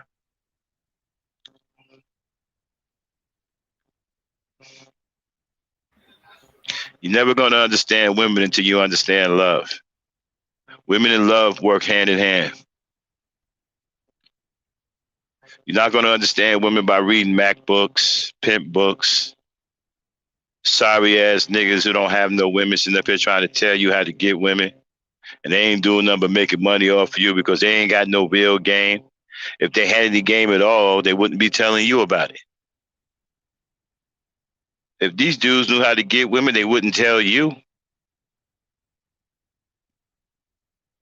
Ain't nobody who really knows how to do these things about women are going to share that with you.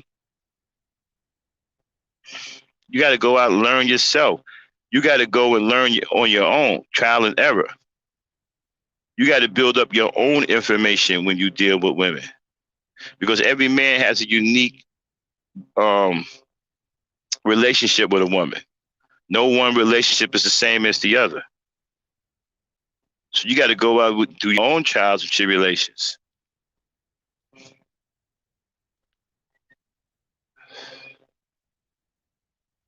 Sitting up here reading these Mac books, look where they got y'all. It turns you into homosexuals. Because all they do is teach you how to love men and hate women. When it should be the opposite. It should teach you how to love women and respect men.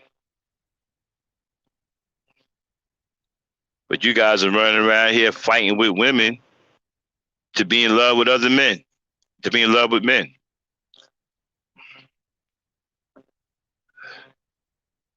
I never thought we would get to this point. Had you told me that something like this would happen in the year 2020, 2019, 2017, had you came to me back in 75, 78 and told me this shit, I would have thought you was crazy.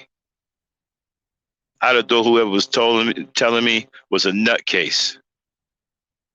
Like, nah, ain't no man ever gonna get like that. We too cool for that. That ain't gonna never happen, you dig? You jiving me. I'd have ran down the street telling, yo, y'all hear what this jive turkey saying?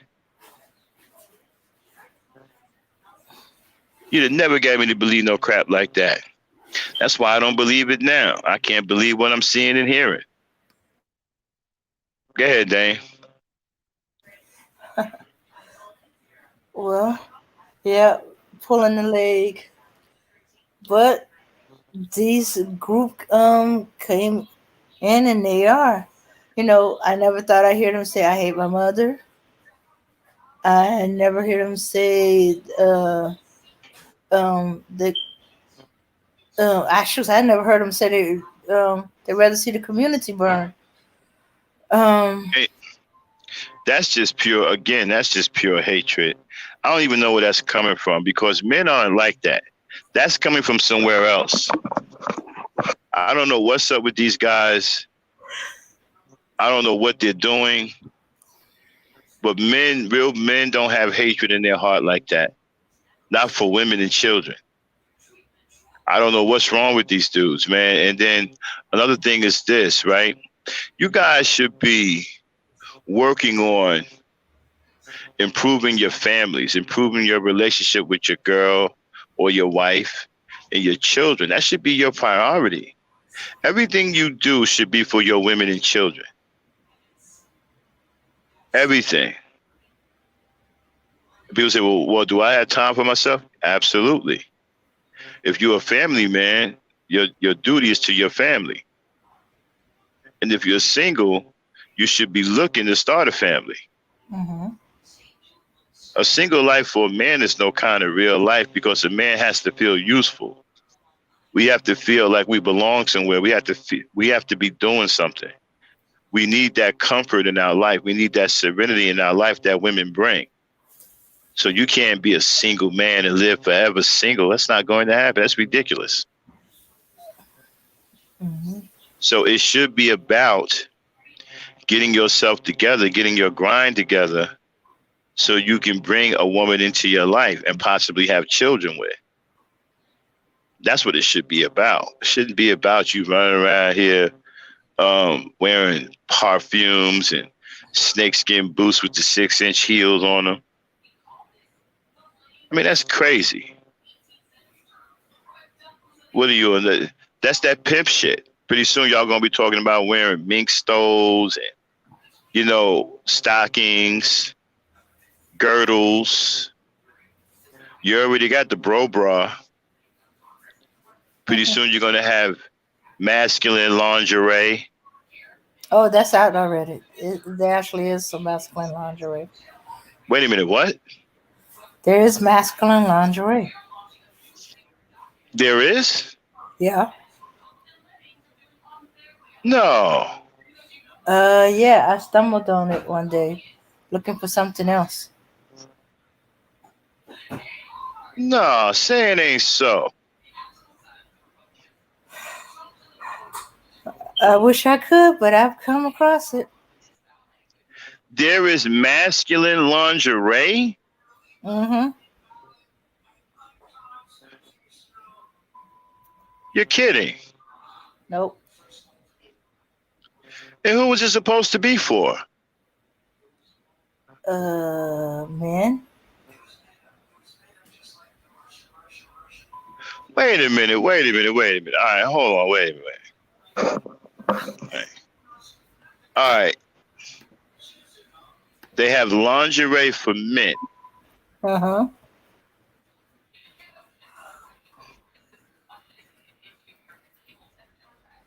I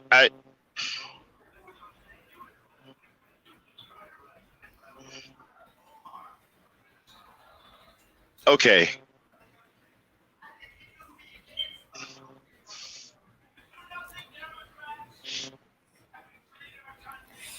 Yep, they have it. I would show you, but I don't want to make you sick. No, yeah, I'll pass on that. I mean, that's crazy. And what is it for women? Like, do the men have it because they're showing off to women? I mean, what is it for? I can't even. According to some of the lingerie I'm seeing, it looks more like they're showing off for other men.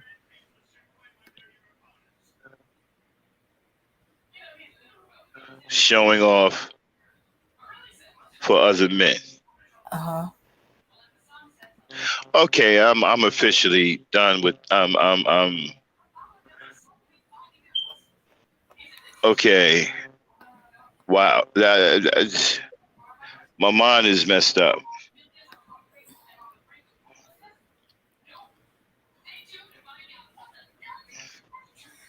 Yeah. All right, I'm sorry. You're gonna have to take over. I can't think of any. I'm at a loss. All right, let me go on mute for a while. Oh my goodness, Max and Hassan are done. Oh, shooks. Oh, okay.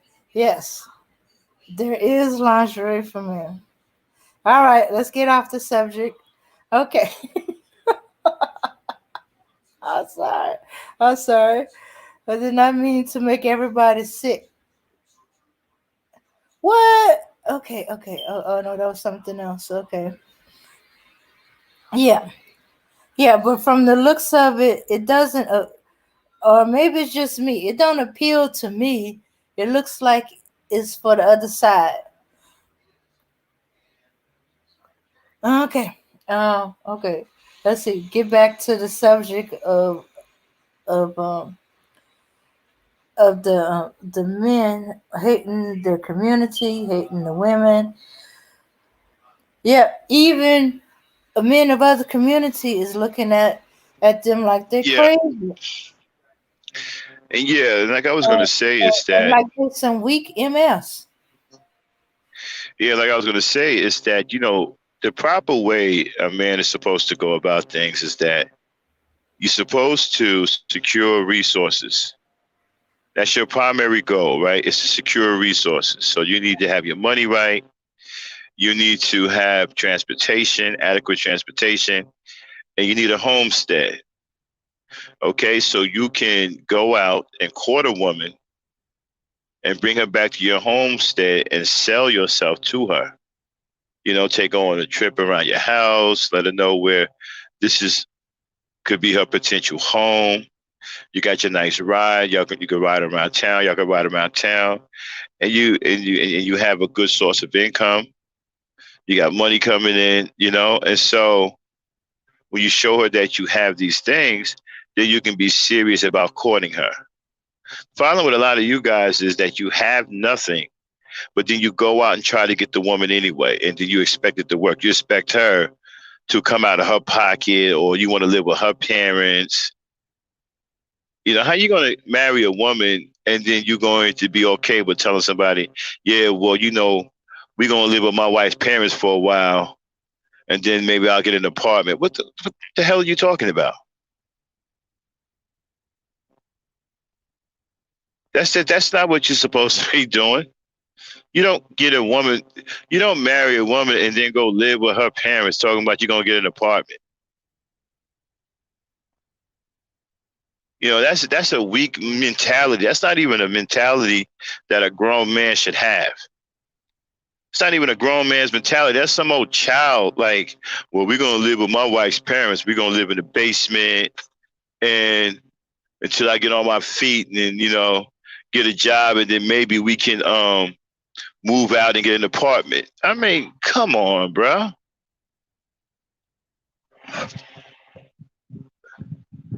That's not the way you're supposed to be doing it, man. You acting like a boy. A grown man goes out and secures his resources first, gets his place, gets his car, have some freedom financially.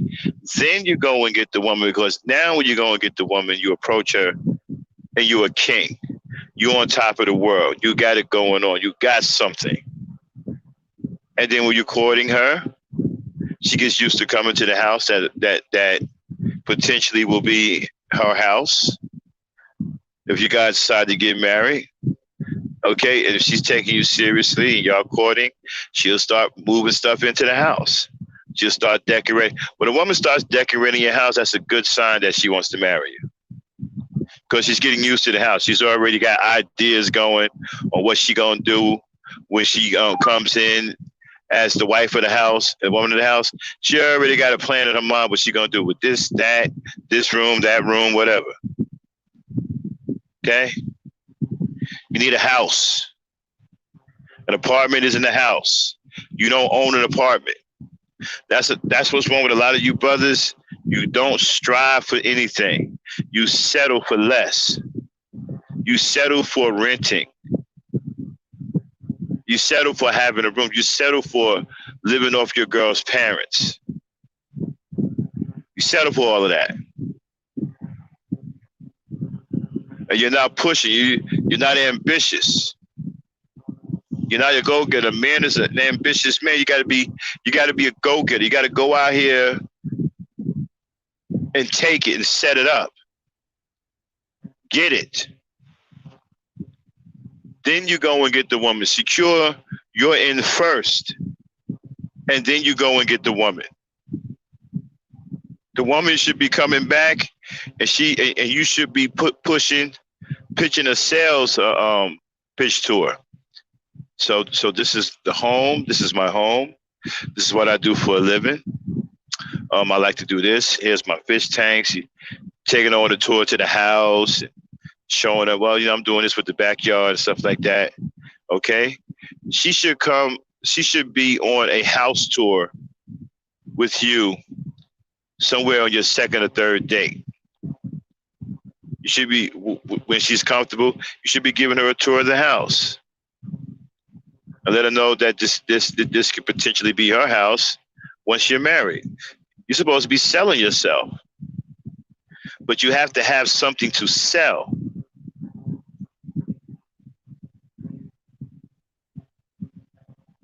The problem with you guys, you have nothing to sell.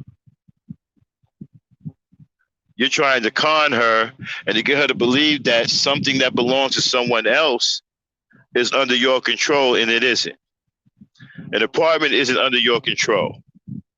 I don't care how cool you are with the owner, how cool you are with the landlord. An apartment isn't under your control. And that an apartment is just something that you sell to a woman that you are serious about marrying. That's why many of you aren't homeowners, because you don't push to be homeowners. Now, I know sometimes the market is stacked against us because we're black. Okay, build you a home. And a lot of places, it's cheaper for you to build a home than to buy a home. Explore all avenues. Be ambitious. Be motivated. As a man, this is why I don't never hardly talk about the men unless it's in a negative fashion. Because men are supposed to be self-motivated.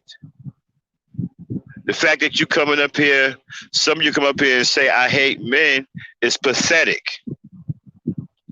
And it tells me that you don't understand what it is to be a man. A real man isn't going to come up here and say, I hate men. Max, you hate men. A real man will never say that to me. Because a real man understands that a man is supposed to be self-motivated. You are supposed to be the problem solver, not the problem. You are supposed to make the path. You are supposed to lead the way. You are supposed to be self-motivated, ambitious. You're supposed to have the want to. You are supposed to be where it begins.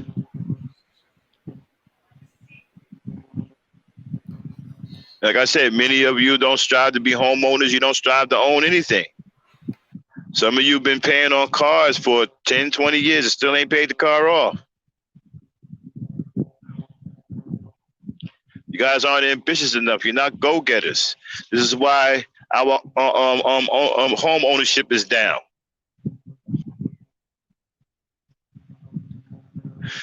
You have black women now buying homes, way more than black men. Yeah, that's right. And now when you go into these black women houses, these are their houses. Mm-hmm. And so you can't go into no woman's house that she done paid for talking about some you running stuff. That's her house. You didn't pay for that house. So you guys go into another woman's place that she brought and she worked hard for and paid for her car. Okay, well, you gotta work up some kind of compromise with her. You can't go in there on some king shit. None of that stuff belongs to you. You gotta be realistic about what you're dealing with. Okay? A woman that done went and made her own way, something that you supposed to have done. Now here it is, the shoe is on the other foot. She's courting you and she's the one with the resources. So now the shoe is on the other foot. But again, like I told you, women don't think the way men do. The shoe may be on the other foot, but just because it's on the other foot don't mean the same rules apply. That's what you have to understand. They don't think like us. So just because the shoe was on the other foot don't mean the same rules apply. They're not necessarily looking to take you on a tour of their house to try to impress you into marrying them. They're not really getting down like that. That's something you're supposed to be doing. That's the way it works for you. It don't work that way for them with the shoes on the other foot. They don't think that way. So when you're in that, you find yourself in that situation, and a woman has everything. You gotta strike up some kind of deal, so some kind of partnership. And understand that women like that with their own stuff, they're going to expect you to hold up your end of the bargain. So if you can't, I suggest you keep it moving, because women like that don't have any time. They will kick you to the curb. You will get put out on the curve. You know what? I think that's what had happened. The way some of them talk about, she won't let me do this, she won't let me do that, she divorced me, she kicked me out. Some of them do be saying that. I think that's the situation. The woman had everything, and they came in thinking they can be like a man who brought everything. Maybe that's why they keep asking what the woman brings to the table, because that's how they started off. They started off with a woman that had everything. Yeah. you meet a woman that she got everything. That's a tough sell, my brother. You got to be a bad dude. You got to be exceptional. Okay? You meet a woman that has everything, you got to be exceptional, brother. You can't just be no run-of-the-mill nigga talking about something. I'm going to school. I'm in between jobs. I'm doing the best. Let me tell you something, man. One of the worst things you can say to a woman as a man, they not going to tell you this, but I'm going to tell you this, man to man. One of the worst things you can say to a woman is, I'm doing the best I can. Don't never say that. Even if that's the truth, don't never say that. Remember, I told you, our essential nature has been is strength. Doing the best you can, that's a place of weakness. Women don't want to hear that shit. They won't tell you that. They don't want to hear that shit. You a man. Go out there and do something. Remember John Q? When his wife freaked out? Mm-hmm. And he was like, well, baby, he was like, God damn it, do something. She didn't want to hear that shit. She didn't want to hear that, well, baby, I'm doing the best I can. I'm giving 40 hours. She didn't want to hear none of that. She said, do something.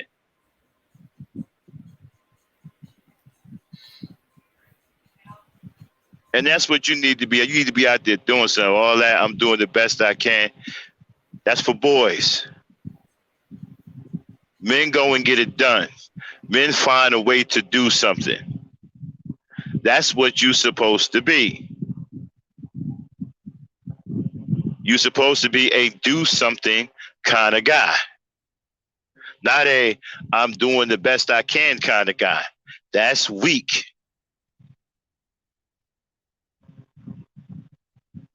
And if that's all you can say to your woman when she asks you what's going down, if all you can say, well, baby, I'm doing the best I can, don't say nothing. Just be quiet. You know, let her sigh, let her throw her hands up and all that. Don't say nothing until you go and find something else to say.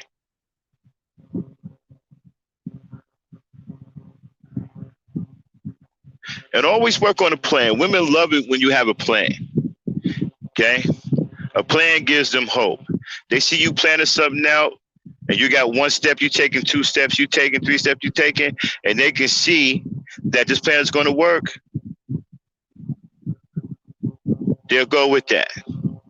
But if you come with them with some, I'm doing the best I can, they don't see no plan, they don't see you, no steps or whatever. Come on, bro. You're gonna have hell on your hands, and you definitely can't get away with that with a woman that has everything.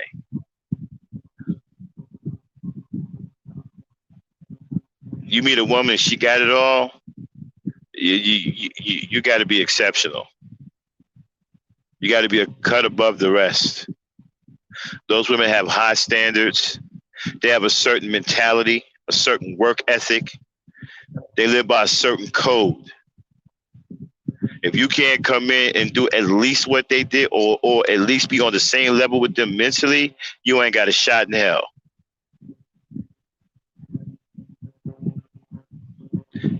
Remember, women and men don't think the same.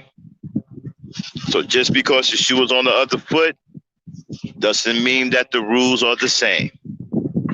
And with that being said, I'm going to take a break. I'm going to go on mute and let Dame and Abby entertain y'all. Abby! Dame! I'm here. Abby's here too. Abby! Ebony? Okay. Okay. Entertain the people for a little bit, Dame. I got to take a break. See if you can get Abby to talk too. I'll be right back. Yeah. Yeah. So just because she have everything don't mean that you come to her and ask her what she brings to the table. Because that's not her position. Her position is not to have the table, to bring something to it. That's for you to have.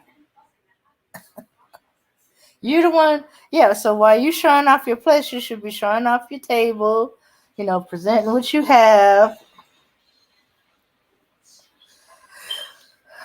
Yeah, but now that I think about it, a lot of the way they ask things, maybe they started off with the woman having everything. That's why they keep thinking they got to ask what the woman brings to the table. So if the woman's bringing a house, a job, a car, herself,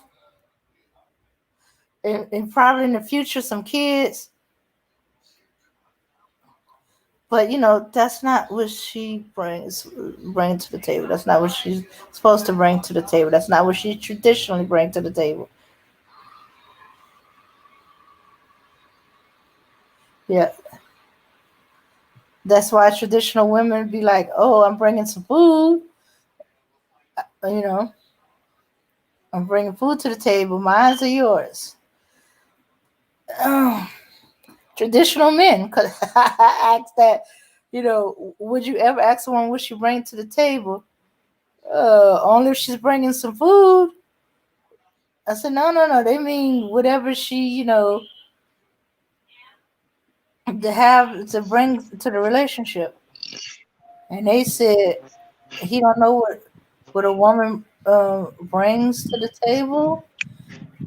Well, like I said, it works differently for women if you're a guy, right? Uh-huh. Because a guy is supposed to have it all together because the guy's the leader, right? So what Kevin Samuels is doing doesn't work for men. That's why it's backfiring. It works for women, though. You see, if you're a guy and you work 40 hours a week, right? You work 40 hours a week. You got the union job. You got a little apartment, whatever. You're doing okay.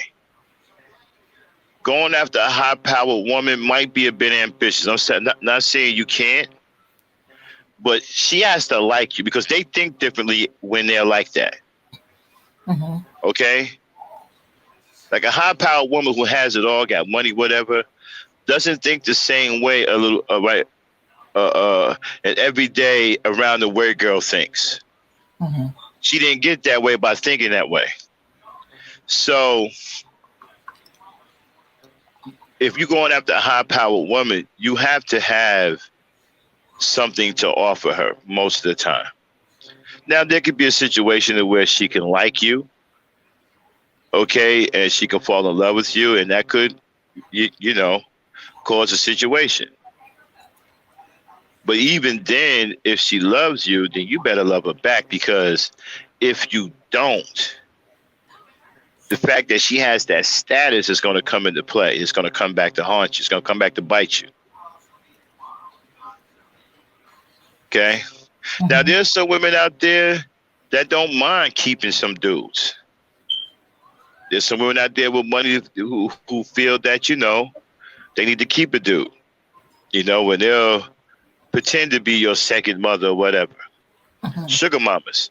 You got some sugar mamas out there. But most women like that, man, ain't really trying to hear nothing, man. They're not really about any nonsense. Usually, they go after high-powered stud dudes who got resources, money. They tend to marry other money. So, like I said, the stuff that Kevin Samuels is trying to do, it really don't work for men. It works for women, but not men. You know what I'm saying? Because a man, the reason why it don't work for men, because a woman can pretty much get just about any kind of man she wants, even a high-powered man, a rich man or whatever. A rich man can go in town and fall in love with a waitress. Seriously. Yeah, and it has happened.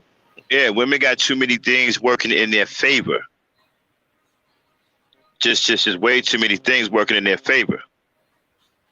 Okay? So you have to be careful. You can't play that kind of game, and try to attach it to men. It won't work that way. Because men and women think differently. A man who wants a woman, a certain kind of woman, he can find her almost anywhere.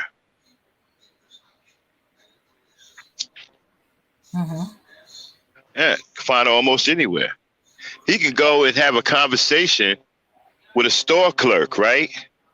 And they go out for brunch. She's just a so-called lowly store clerk, and he a high-powered millionaire. And they can just have a conversation, and then all of a sudden, let's just say he just started talking to her about finances. And all of a sudden, she having a serious conversation with him about finances. He like, oh, shit, I'm impressed. I like the way she thinks. Next thing you know, they're dating. Next thing you know, they're married. It happens just like that. Women just have too much. They have too much to offer. There's too many things about them for guys to try to compete with them. And you can't compete with women. You see, what Kevin Samuels is trying to do is get guys to compete with women. There is no competing with women. You cannot compete with women for men. It's impossible. Because a man is supposed to be a natural mate for a female. So you can't compete with them on that level. They just got too many things working for them. There's too many things that they can do. They can come out they can come out of the house looking crazy. Absolutely crazy. The hair not done, wearing bunny slippers, bathrobe, looking all wild and shit. And some dude is still going to be attracted to him. Some dude like that wild look because he think that's their natural beauty. I know dudes who like it when women wake up in the morning looking all crazy with their hair flying everywhere. They love that. Because to them, she's naturally beautiful. That's her natural beauty. Some guys absolutely love that. So she can come out of the house looking wild as hell and still get a man. You can't do that. You can't come out looking busted, crusty, busty and shit. No, you're going to turn women off because there's certain things that women don't like. They don't like men who look untidy and look dirty. There's a difference when you're working hard, right? And you at a construction site, you coming home, you're all sweating, you're dirty. They get that. They like that. They like the hardworking man. That turns them on. They like it when you walking down the street with your lunch pail, your hard hat, your boots. You coming home, you dirty. You go work clean, but come home dirty. That's a hard-working man. Oh, shit, what? A lot of them love that. But there's a difference when you're just a dirty-looking motherfucker. They can tell that, too. They can tell a dude that's dirty from working hard, and a dude that's just a dirty ass nigga. Definitely can. You know what I'm saying? That ain't gonna be cute to them, but a woman can come out looking wild and crazy as hell and still get a man. So you can't compete with that. You know, trying to compete with that is ridiculous. Okay? This is too much. Women got way too much personality, especially black women. They got overwhelming personalities, man. You talk to them, and next thing you know, you find out all these things. Like, wow, she's nice, man. I want her to be the mother. There's a dude that can talk to a woman that works at a cashier at a grocery store. And you can talk to her 10, 20, 30 minutes and find out, man, you know what? I want her to be the mother of my children. Why do you think he's thinking that? Because her conversation took him there. And you see, it's just they have too much going for them. You can't compete with them. They got too many intangibles working against you. It's just too much. There's no competing with them. So you got to be out of your mind trying to compete with them. And then on top of that, you're a man trying to compete with women? That's insane right there. I mean, that's already a lost cause. Okay? And the sad part about it is, the right woman ain't even ran down on you niggas. Let the right woman run down on you niggas and y'all shut all that shit down. If the right woman ran down on you punk niggas and gave you some time, y'all would shut all that shit down. We've seen it in action. That's why I'm trying to tell you, there is no competing with them. If you are siding with Kevin Samuels, you a damn fool, because a man cannot compete with a woman. In that situation, when it comes down to getting men and everything, there's no competing with them. You can hang that shit up. Don't no real men want you niggas. Y'all only around each other because you screwed up. Real men want women, man. You're not winning that.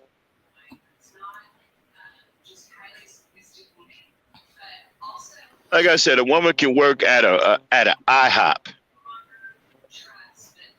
And some dude can come in with all of the money in the world and sit down and have a meal and talk to that woman for 5, 10, 20 minutes, half an hour. Then all of a sudden he wants to talk to her further, right? Next thing you know, he done found him a wife. And a lot of guys with money, believe it or not, they like to go to these little towns, right, and find these wives. A lot of these guys want that small town girl who ain't been exposed to nothing. They want that down home woman that still cooks and stuff like that. That's what they're looking for. A lot of them are looking for that. A lot of men with money are looking for a woman who is good with children, good to take care of children, can manage a household. Okay, they're not into this shit Kevin Samuels talking about. Mm-hmm. A lot of them want women that can deal with children. Some of them rich dudes already have kids. Yeah. And they want a woman to be able to come in there that can deal with children. This nigga don't even know what he's talking about. They don't shun women because she has a child. Now, some dudes do. Some dudes don't want kids or whatever. And then that crazy, bitch Susan Smith killed all her kids because her boyfriend, the rich boyfriend, didn't want no kids. I mean, we can't blame it on her. She lost her mind. But yeah, some of them don't want kids, but some of them don't mind kids. Some of them don't have no problem with kids because they got money. It don't matter to them. Yeah. If they love the woman enough, they'll take care of her and her kids with no problem. They don't care nothing about that. Yeah. He's been listening to too many broke niggas pretending to be six-figure niggas. Yeah. Right. This guy don't know what rich guys want. This guy don't know what guys with money want. He don't know shit about guys with money. Yeah. So yeah. Or maybe he's talking about new 6-figure niggas. One that, um, their first year of making 6 figures and they still talking like broke Negroes. What's wrong with Abby? Something wrong with her? Uh, she dropped out. She's been saying they've been having network problems, blackouts, and then there's protesting over the election over there. Oh yeah, yeah, yeah. So here at the Ebony Star Network, y'all, we just kicking it today. No real topic. Just kicking it. You guys want to come up and talk? We just killing some time, riding out 2020. Um, Talk to them about Ladies Night. Dane, what's coming up on Ladies Night? Oh, okay. Did you put the link in the chat? Okay. Hold on. Let me put the link in the chat. Okay. So we just chilling, y'all. We just kicking it. Got an open mic. Anybody want to come by? Come on up. We just hanging out. But yeah, I want to say one more thing, and then I'm gonna pass it over. For a guy to sit up there and be so superficial and just tell women that the only thing that is important is how much money you make, what your status is, and what you got, when nothing can be further from the truth. You'd be surprised what type of women these rich guys are walking around with. You'd be shocked. And they don't fit the criteria that Kevin Samuels is talking. A lot of these guys with money got regular old women, man. Regular women. If you look at what's the girl with all of the money who married the regular dude, Dame, and everybody was giving her hell for it?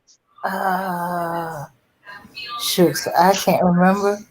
Or the dude that met, was it the woman that married the regular dude, or was it the guy that married a regular looking girl? Okay, let me see. There's a woman that married a regular dude, but I think I'm getting her mixed up with the woman that married the guy that got out of prison. He was in prison for falsely, and she helped him get All right, out. well, like I said, a lot of these guys with money, they just want regular old women, man. They don't want women who are out here on the jet set, who are out here running tricks on people and all that. They really don't want that. A lot of them just want peace in their homes. And they just go after just regular old women. You'd be surprised. And I'm gonna tell you something, women that's still king. Remember that old saying, the way through a man's heart is through his stomach? That's some real shit. If a woman can cook, it's hard to get around that, man, because a lot of guys work hard and they want a decent meal. If their woman can cook, shit. What you talking about? Like I said, a lot of these rich dudes, they just want housewives. They just want regular old women. A lot of them don't want these high-powered women and all that. They don't want to do all that. They don't want the Beyoncés and all that. They just want a regular woman that works a 9 to 5 as a waitress or something has an excellent chance to land a millionaire. Because millionaires don't give a damn about what your status is. They're looking for something else about you. They're looking at your character. They're looking at the way you think, how you carry yourself.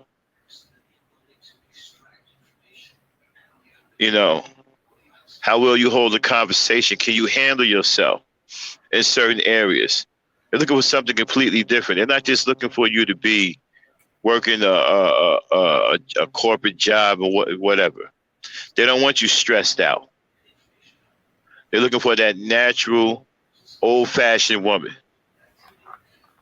And then they want to bring that woman into a life of luxury. A lot of rich men, want a woman that they can fall in love with, that they can love.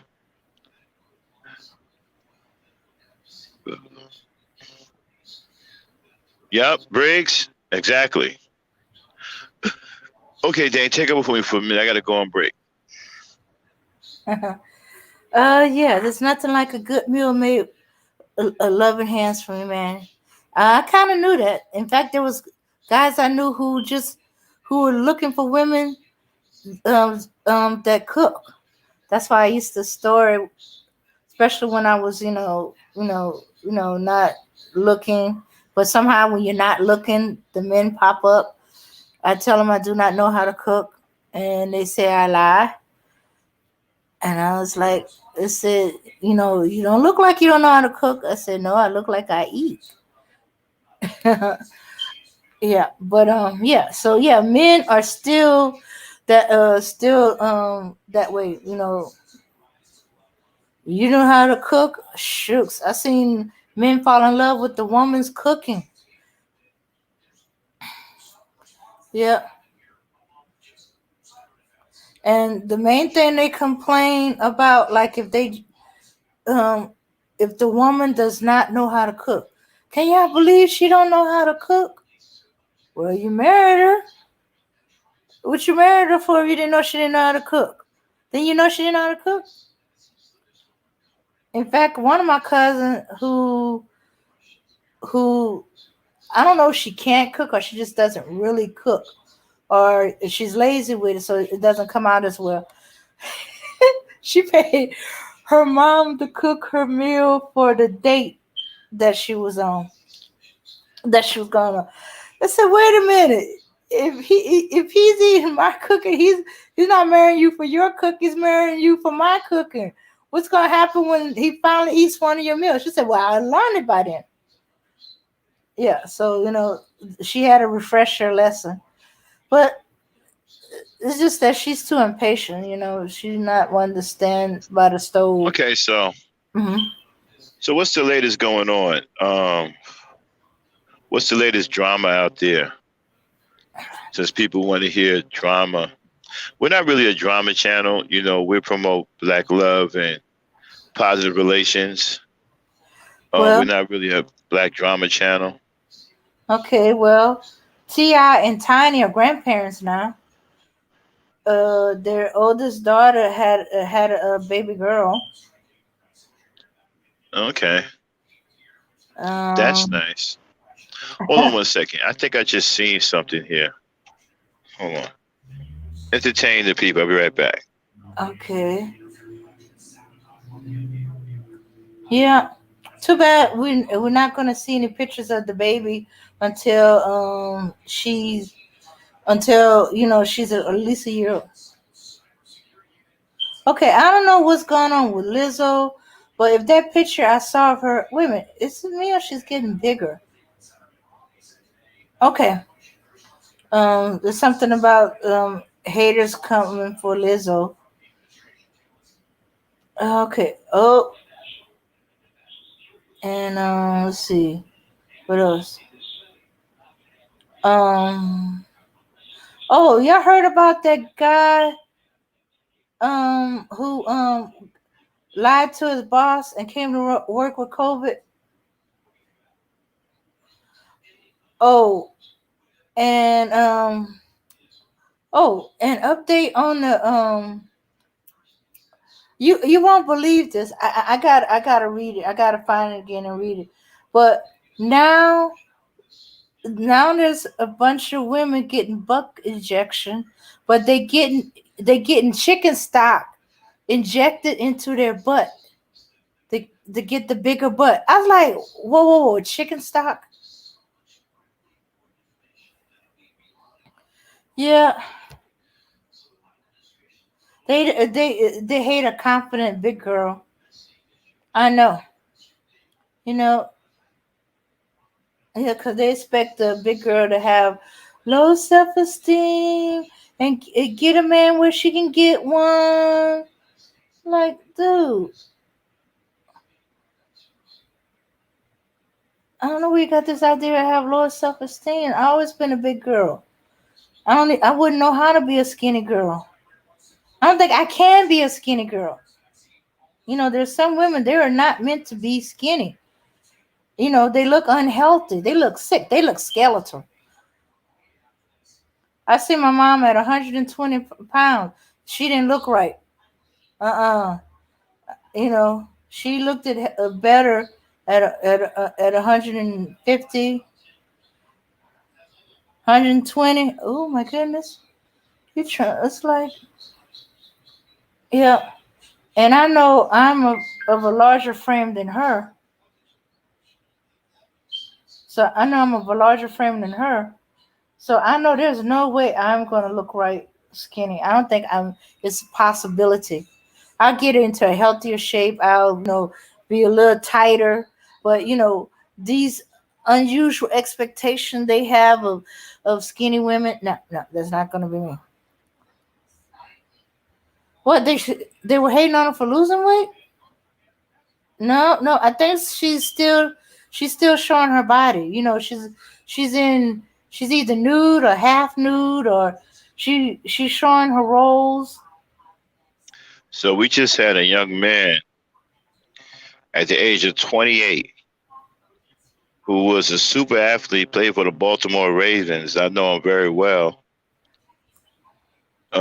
Passed away from a heart attack at the age of 28. Whoa. Yeah, I just put it in the chat in the Discord. Okay. 28 years old, people.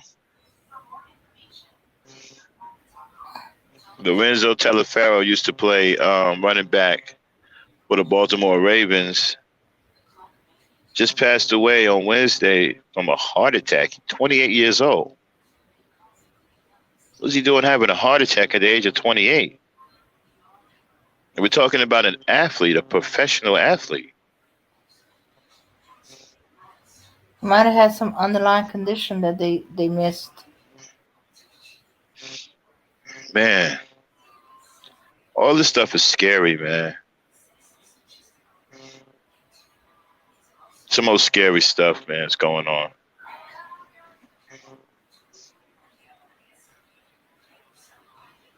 Hmm. I'll be right back there. Okay. Yeah. And on top of that, we had read earlier about a former football player that was shot by the police, fatally shot. So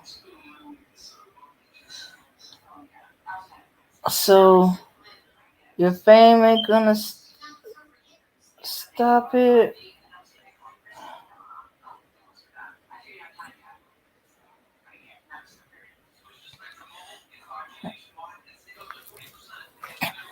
Yeah, yeah. Well, yeah. I think her showing off her body, and she's a big girl. They have a problem with that. Let me see if I can find the Raven thing.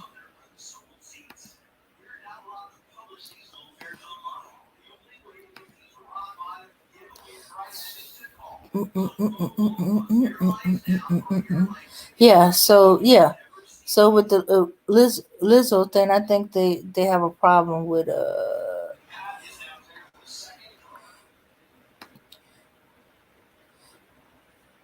I think they have a problem with her showing her body. They figure she's a big girl. She should be ashamed of her body, which could kind of happen. Okay. So what time is it? Okay, this might be it. Um, okay, this look like this is it. No, no, no, no. Stop trying to put me in that app.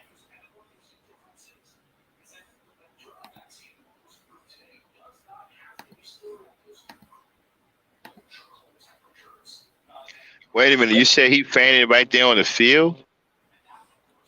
No, So so no, I didn't so say that. so this happened during the game, Auntie?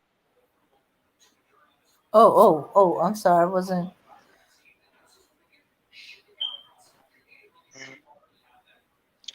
So they were in a football game.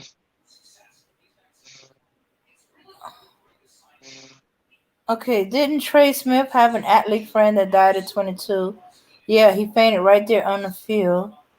Read an article a couple of months back where they said that heart attacks were happening in much younger people. And see, wow, that's terrible. I remember a basketball player that happened to back in the day.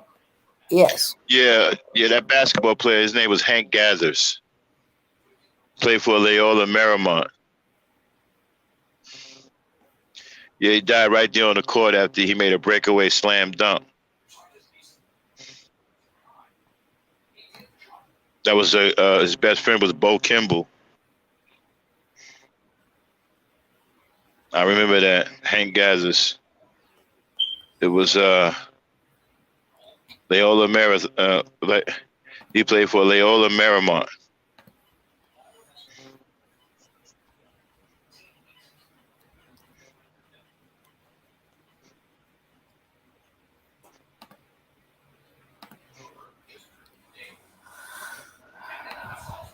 Mm-mm-mm.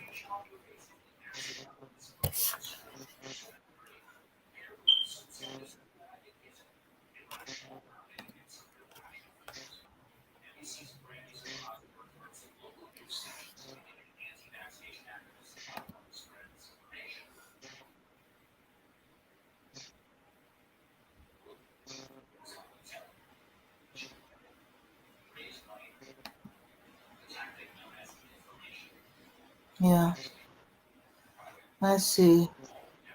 I can't imagine.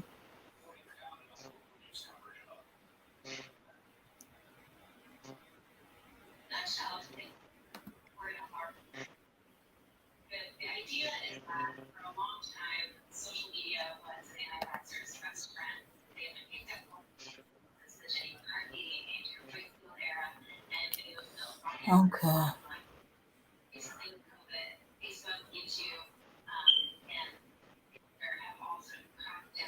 Yeah.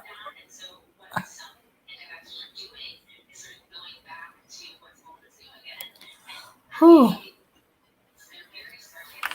Yeah, I remember being shocked when a coworker of mine that was 25 having a heart attack. She didn't die. She had a heart attack, and then later on she had a stroke. Or was it the heart attack caused a stroke? Something like that.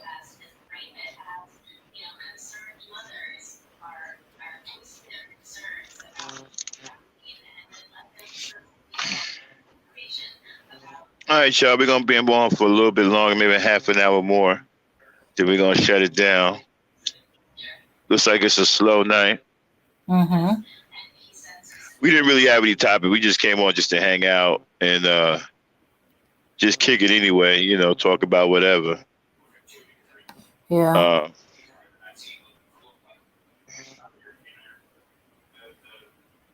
yeah. The state of YouTube.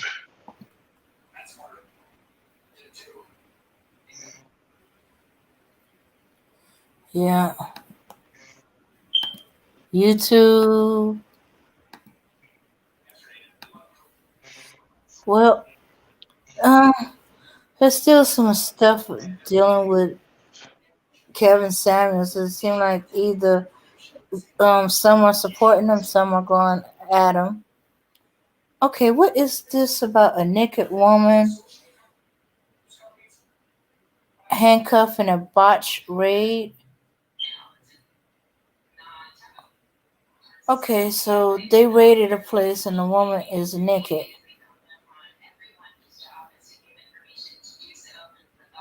Uh-oh. All this value talk, I'm getting kind of sick of that. Ah. Mhm. Mhm. Mhm. Yeah. Hey, who is Just Ice?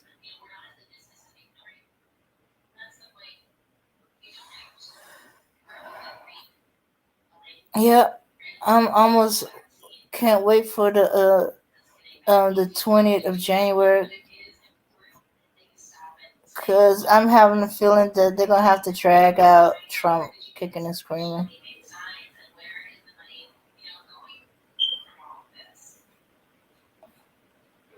Yeah, and I've been seeing on my local news the vaccination shots for the COVID-19. I was like, oh, yeah, go ahead. I'm going to be right behind y'all. Way right behind y'all. And of course, locally, I mean, among some people I know, they all into the have and the have-nots. Oh, no.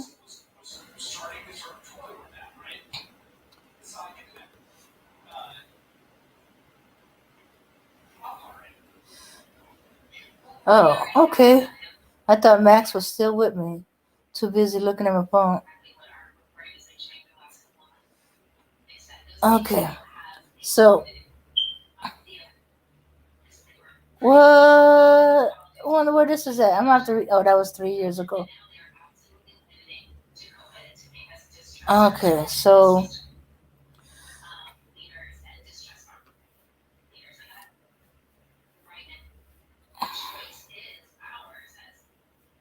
So,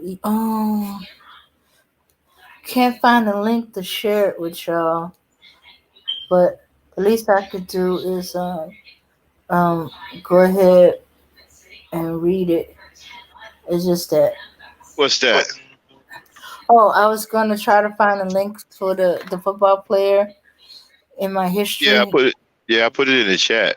Yeah, but I have a little problem translating that over. Oh, wait a minute. I forgot. I got Discord on this computer, so I can look at it. Oh, it just takes too long. All right. Okay. All right. I'm going to click the link.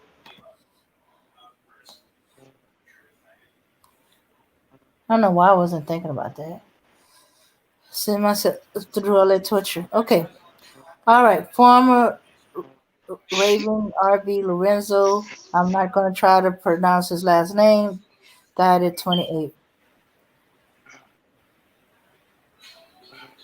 Okay. Get the full story. His last name is Telepharo. Telepharo. Okay. Lorenzo Telepharo. Okay. The Baltimore Red has lost one of their own. The York, um, the York something sheriff office in Virginia announced that former Raven running back Lorenzo Telefaro died Wednesday at 28 years old. According to Bruce Cunningham of BFF TV in Baltimore, the family said the cause of death was a heart attack. Come on, close that. All these commercials. Telefaro was Baltimore's fourth round pick in the 2014 NFL draft. In his rookie year, Telefaro rushed for 292 yards and 4 touchdowns on 68 attempts, allowed adding 8 receptions for 114 yards, but injuries derailed their promising career as Telefaro played just 6 more games for the Ravens over the following 2 years before failing to make the 53-man roster in 2017. Some of Baltimore's current and former players took to Twitter to express their condolences. Todd Washington, rest easy. Lorenzo Telefaro, way too soon. Rip Zoe, Tavon Young, Justin Forsett. This one hurts, losing a brother and a friend. Zoe had one of the All right. biggest. Okay. Oh, okay. Yeah. He had a lot of injuries. Something could have happened. Could have developed a blood clot that nobody saw. So it could be a number of things. Like you said, gone too soon. Rest in peace. Condolences to the family. That is a shame. We lost a young one. As far as the cyber attack, I didn't hear anything about that, Briggs. A Russian cyber attack that hit a U.S. nuclear agency? Yeah, that is scary stuff. I ain't know nothing about that. Mm. Yeah, I thought we was supposed to have been already, been cautious about that, you know, taking precautions against that.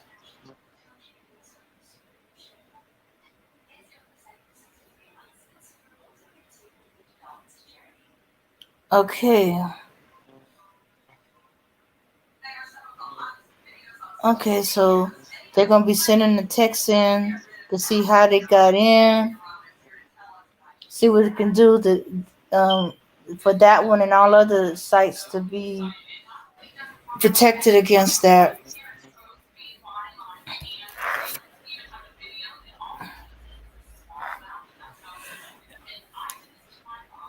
Yeah, I wonder what they could have done.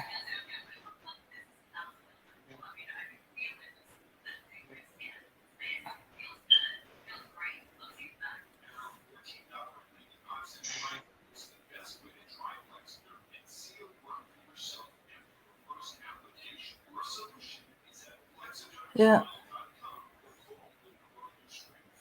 maybe certain things shouldn't be overly computerized.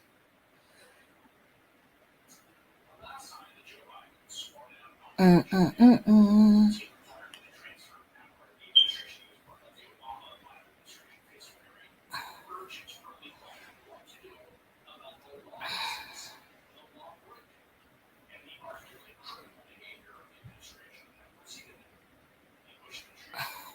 Okay.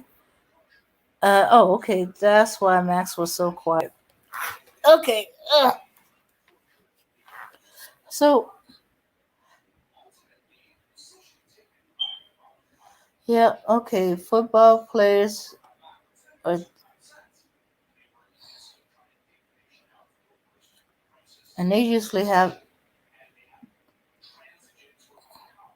But shooks, my uncle died of a heart attack, uh, from a blood clot caused by a blood clot, and he just went through a complete physical for the army before he was being sent to Japan. Oh no, he was in Japan. Hmm. Mm. Yeah. So yeah, I think they should make checking for blood clots, a mandatory maintain thing. I think they don't go looking for unless they have somebody has some warning sign or there's some complaints, you know. But it's not called a silent killer for nothing. You don't hear nothing and doom heart attack. So I think, especially if there's an injury involved, birth, um, that they should just make that a part of the maintenance checkup. Check to see. Okay, Dan. What? Yes. All right, I'm gonna get. All right, I'm gonna get on out of here. You wanna keep it going for a few more minutes? You can. Just make sure you shut it down. I got some stuff I gotta take care of. Okay. All right. All All right. right, y'all. I'm gonna get on out here. Leave y'all with Dames. I don't know how long she's gonna go, but y'all are in good hands. She's quite the storyteller. All right, Um, everybody. Peace, power, and unity. I'm out. I'm not gonna go too long. I need interaction to for a certain degree, and I think everybody's quietly going away. Surgery, yeah, bro. Speak surgery. Yeah, yeah. Sometimes they think about it for certain surgeries, but they don't think about it for all surgery. Hey, if you gotta open somebody up when you perform surgery, then yes, have them check for blood clots. In fact, for the first year after any surgery, birth, injury, yep, you be checking for blood clots. Checking for blood clots. Put them on a Coumadin regimen. Oh yeah, Coumadin regimen is kind of hard because that means they gotta watch your vitamin K levels. Although now with this new blood thinner drug, they probably won't have to watch how you eat because there's so many foods that can thicken your blood. Blood, blood, to the blood. Yeah, yeah, because I was on a Coumadin regimen. But a lot of the stuff I needed to be healthy couldn't have it because hey, it was too high in vitamin K. So when I got this new cardiologist, he put me on this other one, so I don't have to keep constantly monitoring what I eat, and so I can eat the healthier foods. Okay, all right. Unless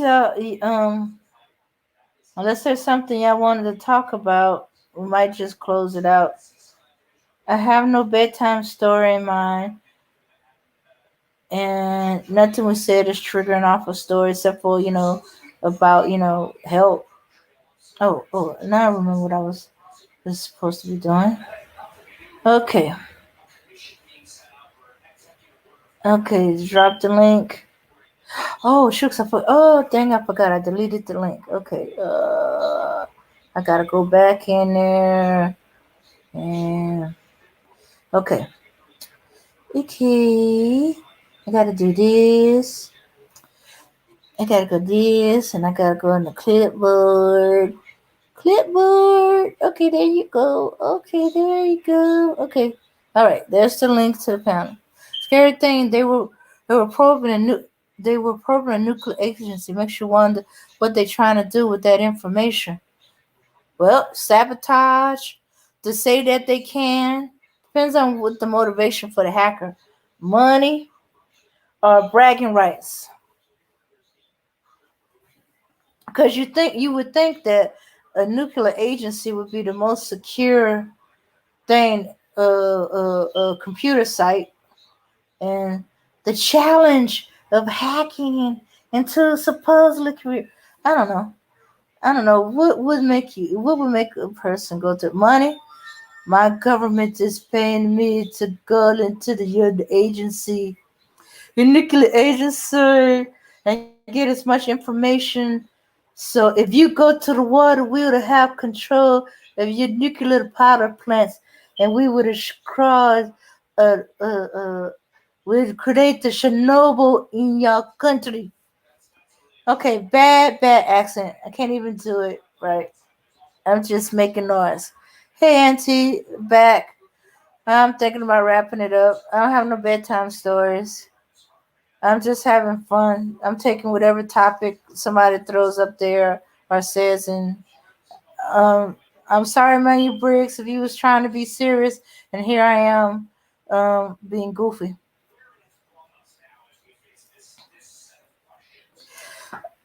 Ugh, yeah, but what are they probing for? Is it a probe to see if y'all active? It could be to see if y'all are active and paying attention. Let's see if they're up and paying attention. Are they distracted by what's going on in the country, or because uh, Trump undermines so many agencies with his paranoia of only getting the people that back him up that maybe are delayed because he didn't think these agencies were so important. We see how well they're watching.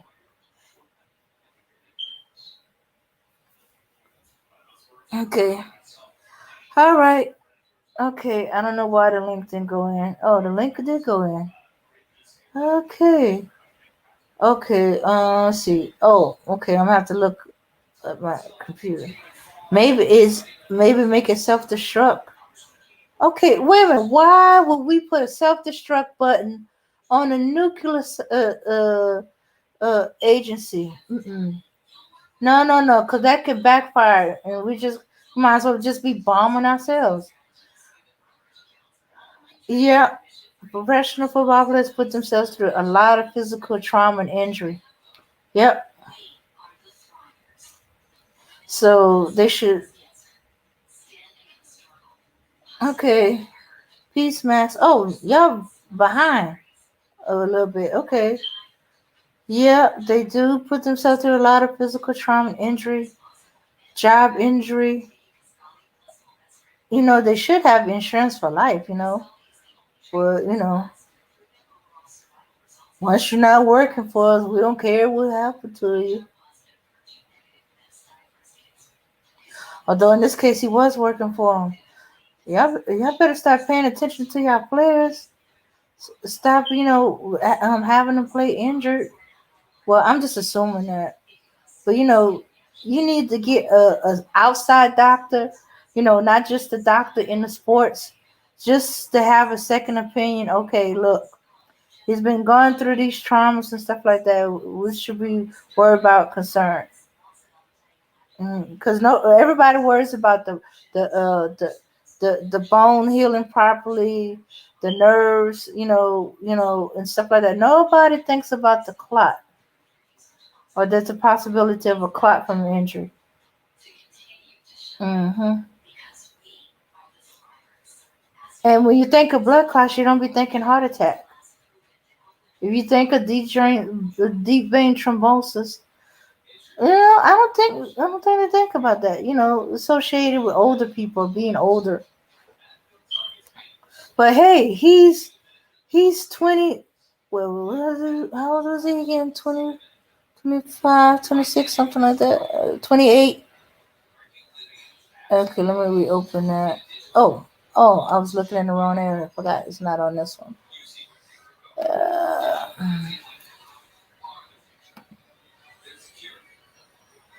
let's see.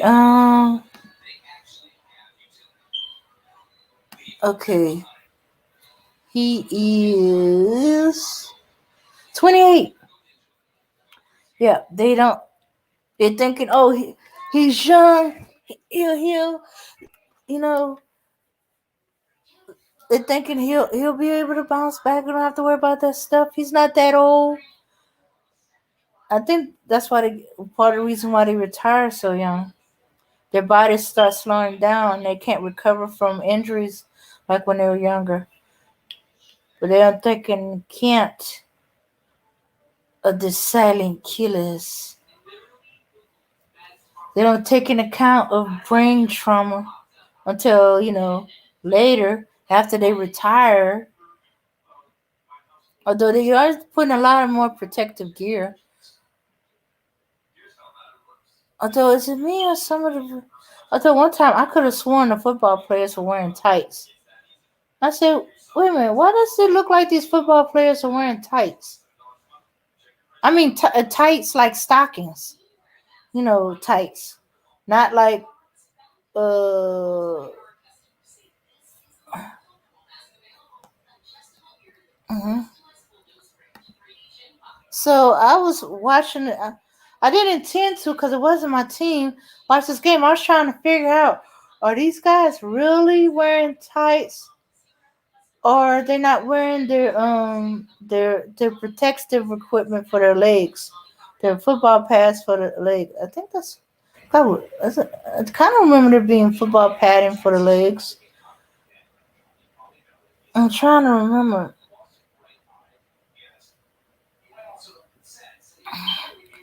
Okay, y'all. It looks like I have no bedtime stories for you. Oh yeah, I like football. I don't know all the details of all the positions. I know like the major positions. I don't care about stats. Stats don't mean anything to me. I know they're there for a reason. I don't care about their rushing record, how many yards. All I care is touchdown or not touchdown. hmm So as long as you don't care that I don't know stats and stuff, I'm a good football person. I know which team is my team. I know the bulk of the positions, the main ones. Sometimes I get a little thrown off by some of the very seldom heard of positions until they in action. Okay, and I don't recognize the plays. I don't recognize the names for different plays and stuff like that. I just know, a play. Well, you know that they, I know how to be quiet during until commercial. Cheer for my team. I learned the hard way. Don't talk about how good the football players look in their uniform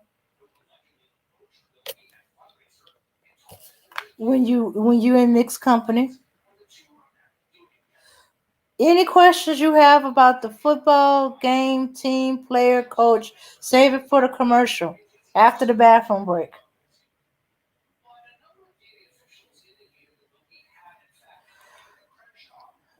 Uh huh. The fact that my team won is my brag rights. I still not quite certain I understand the point spread. Now there are women I know who, they know their football, they know the stats and stuff like that. They even have their fantasy football. One woman I know, her husband, her sons are on fantasy football, and they're a little upset because she got the better team pick. And she said, babe, I tried to tell you that he was a sleeper. You should have grabbed him. But no, you didn't want to listen. You wanted this other person. So I got him. He's on my team. And so she be doing real well. She be winning her fantasy football. I'm not quite certain I understand fantasy football. Don't quite get it. Could care less. But I let people talk about it. They tell me about it, and I go, uh huh, until they realize I don't get what they're talking about. Uh-huh. Yeah, yeah. The point spread. Don't ever ask me what the point spread is, because I will never know it. In fact, I don't even bet according to point spread. I bet according to win or loss. Yeah, so I was frustrated at one job because they were making bets according to a point spread. I didn't quite understand it. Playing Madden on practice mode, it will explain plays to you, and you will eventually be able to recognize them.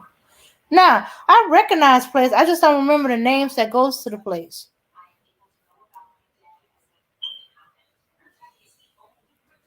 So I can't say, I could tell from how they doing here or how they lining up there that they finna do such and such play.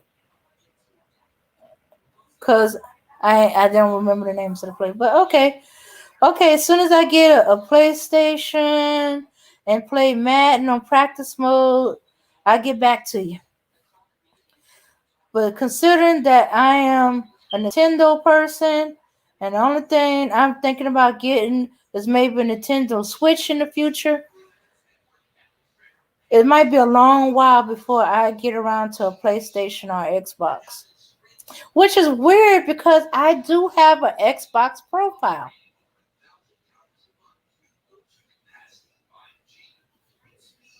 I don't know if it's still active. I'm gonna have to look it up to see if it's still active. You know, because that was years and years ago. Yeah. Oh yeah. So you can imagine the frustration at work, and we had the betting, and it's like, well, you bet, and it said betting by point spread. What point spread you want for which team? I was like, what point spread? Can't I just bet for win or lose? Yeah, but win or lose by what? Ah, dang it. I was like, I forget it. I ain't betting. I'm gonna find somebody that bets according to win or lose.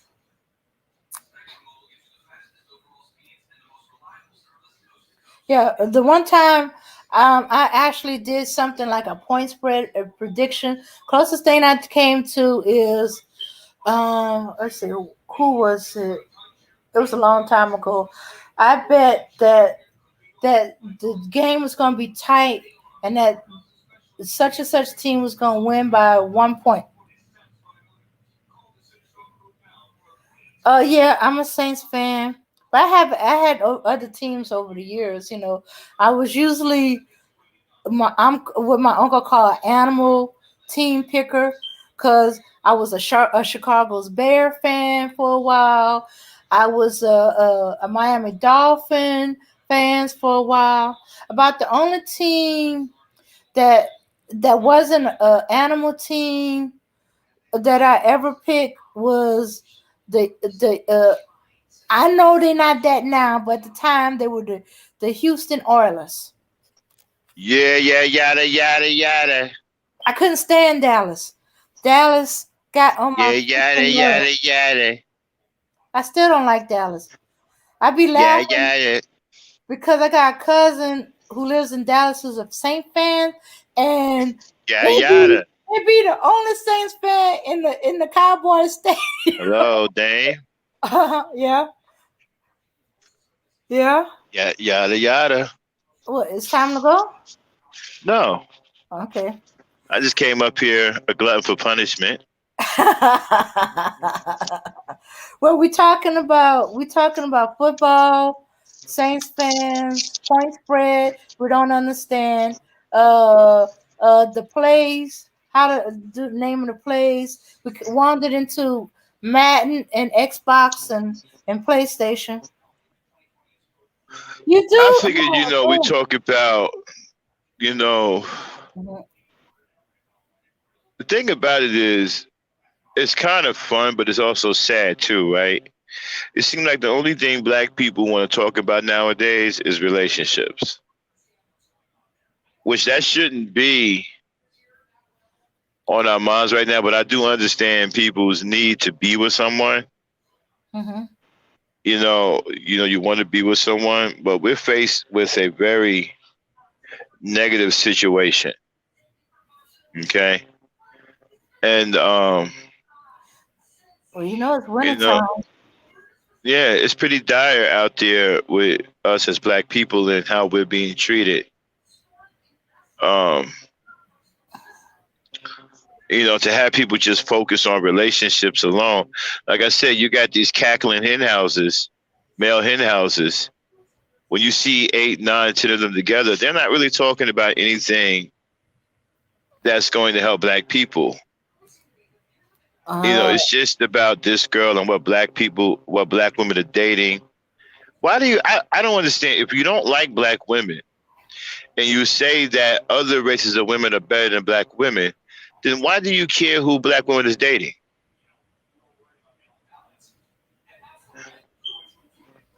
I don't understand that. That's kind of like somebody keep coming into the chat room who don't like it here and keep hitting the dislike button but keep showing up. If you don't like black women, then why do you care who they date?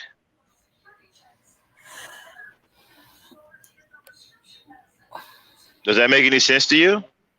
yeah, they lying to themselves. They're interested in black women. They just want black women on their term, and they don't want to make the do the necessary things to get them. They think that they should get a black woman without having to change, without having to do anything. Shooks without having a job. If she happen to have a baby, she'll take care of it. I Won't give think no child support. I also think a part of it too, because this is the reason why they keep bringing up slavery, is that they want black women to feel sorry for them because of slavery. Shooks. They should be using that on Becky's. That don't work on us. We were right there They with talk about but the Beckys were the one that were murdering our children. I don't understand it. The whole Becky thing, I just don't get. Now we can have an argument all day long back and forth about black women and you sorry ass niggas or whatever. But the Becky thing, I don't get that at all. Why would you want to be with someone who murdered your children with impunity? I mean, murdered your children in such cold blooded fashion. With impunity, there was nothing you can do. They murdered your children in front of your face. One of the things that you guys have to understand, right? Pay attention to a lot of these movies that white people make, especially the ones that have demonic stuff in them. You should be paying attention to those the most. Pay Mhm. attention to those, and also pay attention to them black and white movies with women like Joan Crawford in them. Okay, or the one with Alfred Hitchcock. We had Norman Bates in there, and he was insane. He killed his mother. Psycho. Pay attention to a lot of these old black and whites like Casablanca, whatever. You can really learn a lot about white people because they put themselves in the movies. Mhm. You just don't pay attention to them. They put themselves into these movies. Look at these westerns, right? Don't just look at how the western movie is. Look at how it plays out. Look at the attitude that they have in the western. Like for example, um, one of the movies you guys should really take a good look at is both movies that was made about Wyatt Earp. Uh-huh. Wyatt Earp will tell you how a lot of white men's mentality is. Mhm. They want to be able to go around here and kill. You see, they enjoy killing. That's why they don't mind committing suicide. What they don't want to do is they don't want to fight. They don't like being hurt, but they don't mind killing. Another one is called open range, right? You see, when you watch these movies, you look at these movies for entertainment. You don't really look at them for information. One of the lines in the movie that Kevin Costner said to Robert Duvall, and he Mhm. said, "I ain't got no problem with killing, boss. Never have." See, that Mm. reflects who they are in society. Another thing, you look at John Wick. John Wick is nothing but a white dude with all of these superhero moves. For some reason, killing 20 and 30 dudes with one gun. And for some reason, he just keep having all of these clips. Kind of like the Long Ranger, who went around shooting people with a gun that never ran out of bullets. And nobody paid that any mind. How the Lone Ranger never reloaded. Just Mhm. shooting people. Right? And then, like, look at the movie Wyatt Earp. The first one with the one with Val Kilmer in it. And what's the guy? Russell name? What's his name? Russell something? Kurt Russell. Listen to the line he said in there, right? He said, "If I see a man with a red sash, I kill the man wearing it." Mm.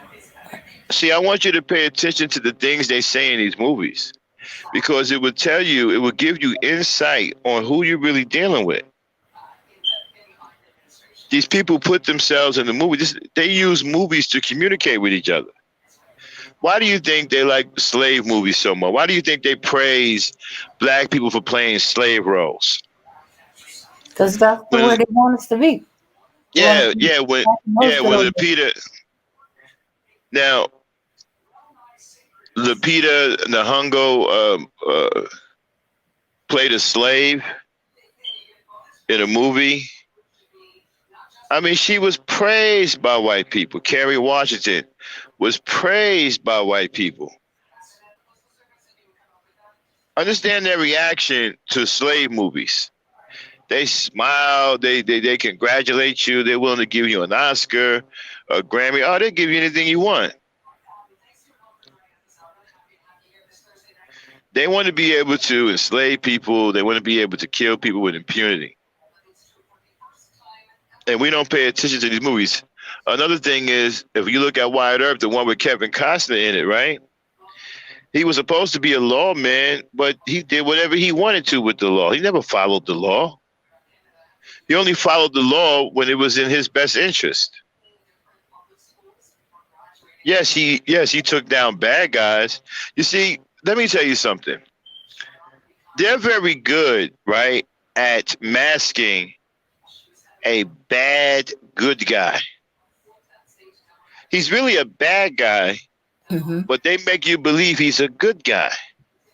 Mm. Like they did a very good job in masking the fact that Wyatt Earp was an absolute killer. Wyatt Earp was a killer. Wyatt Earp wasn't no lawman. Wyatt Earp wasn't no more of a lawman than a man in the moon. Wyatt Earp was a killer. Why do you think he had no problem with Doc Holliday? Because they both had the same mentality. They were killers.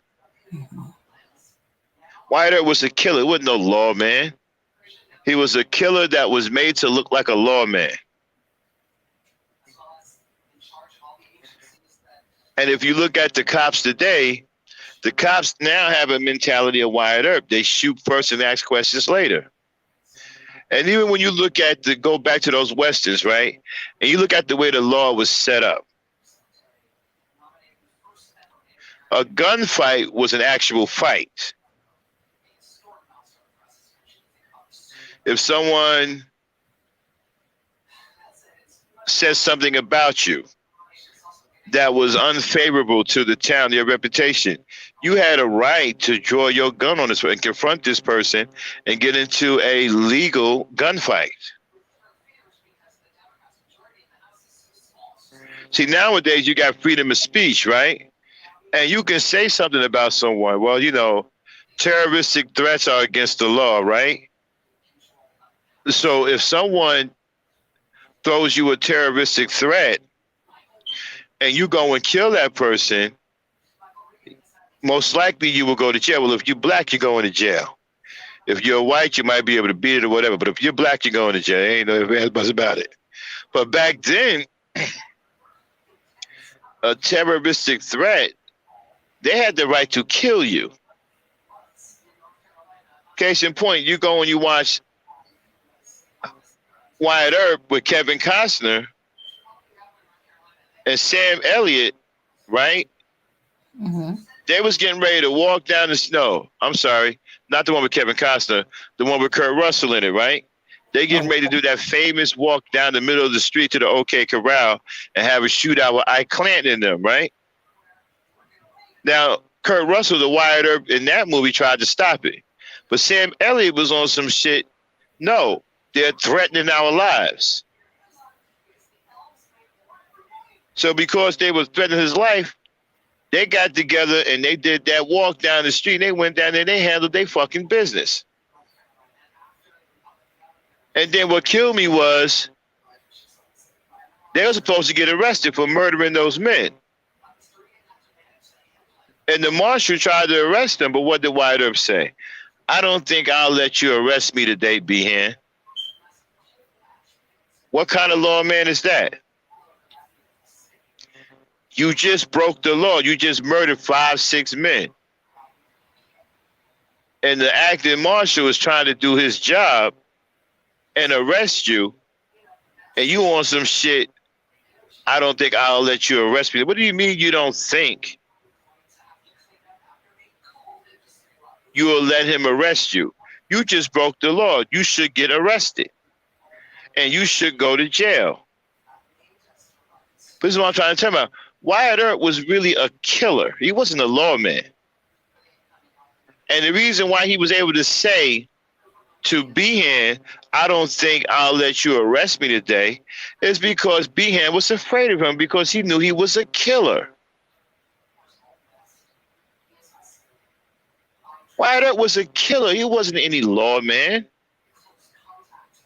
He was made to look like a lawman, but he was an absolute killer. Think about it. Could a cop out here today, or any sheriff out here today, say, every time I see someone wearing a blue scarf, I kill the person wearing it? A cop couldn't get away with that today. That's called murder. Well, it was murder back then too, depending on who was upholding the law. And then back then, they deputized whoever they wanted. Doc Holliday was one of the worst killers in that territory back in those days, and he had a deputy badge.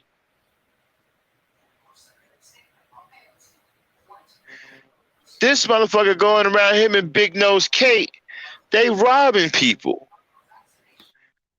and killing people, ripping off gambling houses. But he had a legal deputy badge and was able to walk around with shotguns, 2 guns, blasting motherfuckers. He even told Johnny Ringo before he killed him, he said, yeah, and it's legal. So what does that tell you?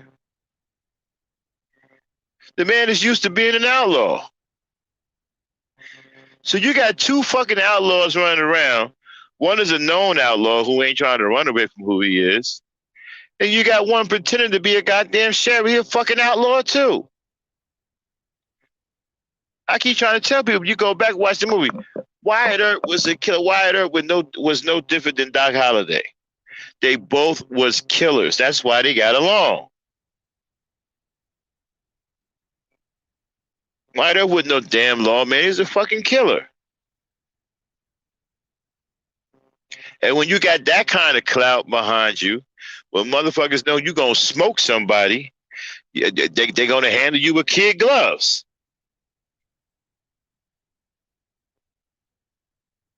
I mean, what did Behan look like? Behan wearing a derby and shit. Thank you. You hear me? Type of one, y'all can hear me. Oh, I think I must have fell off. No, we can hear you. Okay, so Marshall Behan, he all sporty and shit. He had his derby on, his cane and shit. You know what I'm saying? What the hell he gonna do? Wyatt Earp was a killer. He said, I'm arresting you and your men. And Wyatt Earp turned around and said, well, I don't think I'm going to let you arrest me today, Behan. What kind of shit is that? What kind of lawman says some shit like that? You're supposed to be upholding the law.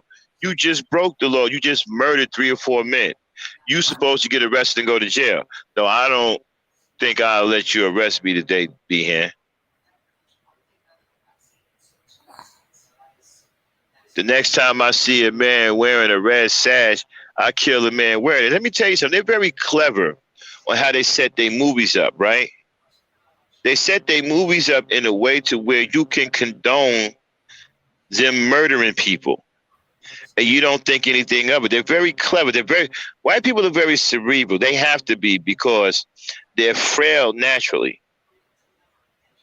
These are not people of endurance. So they're very cerebral. Okay.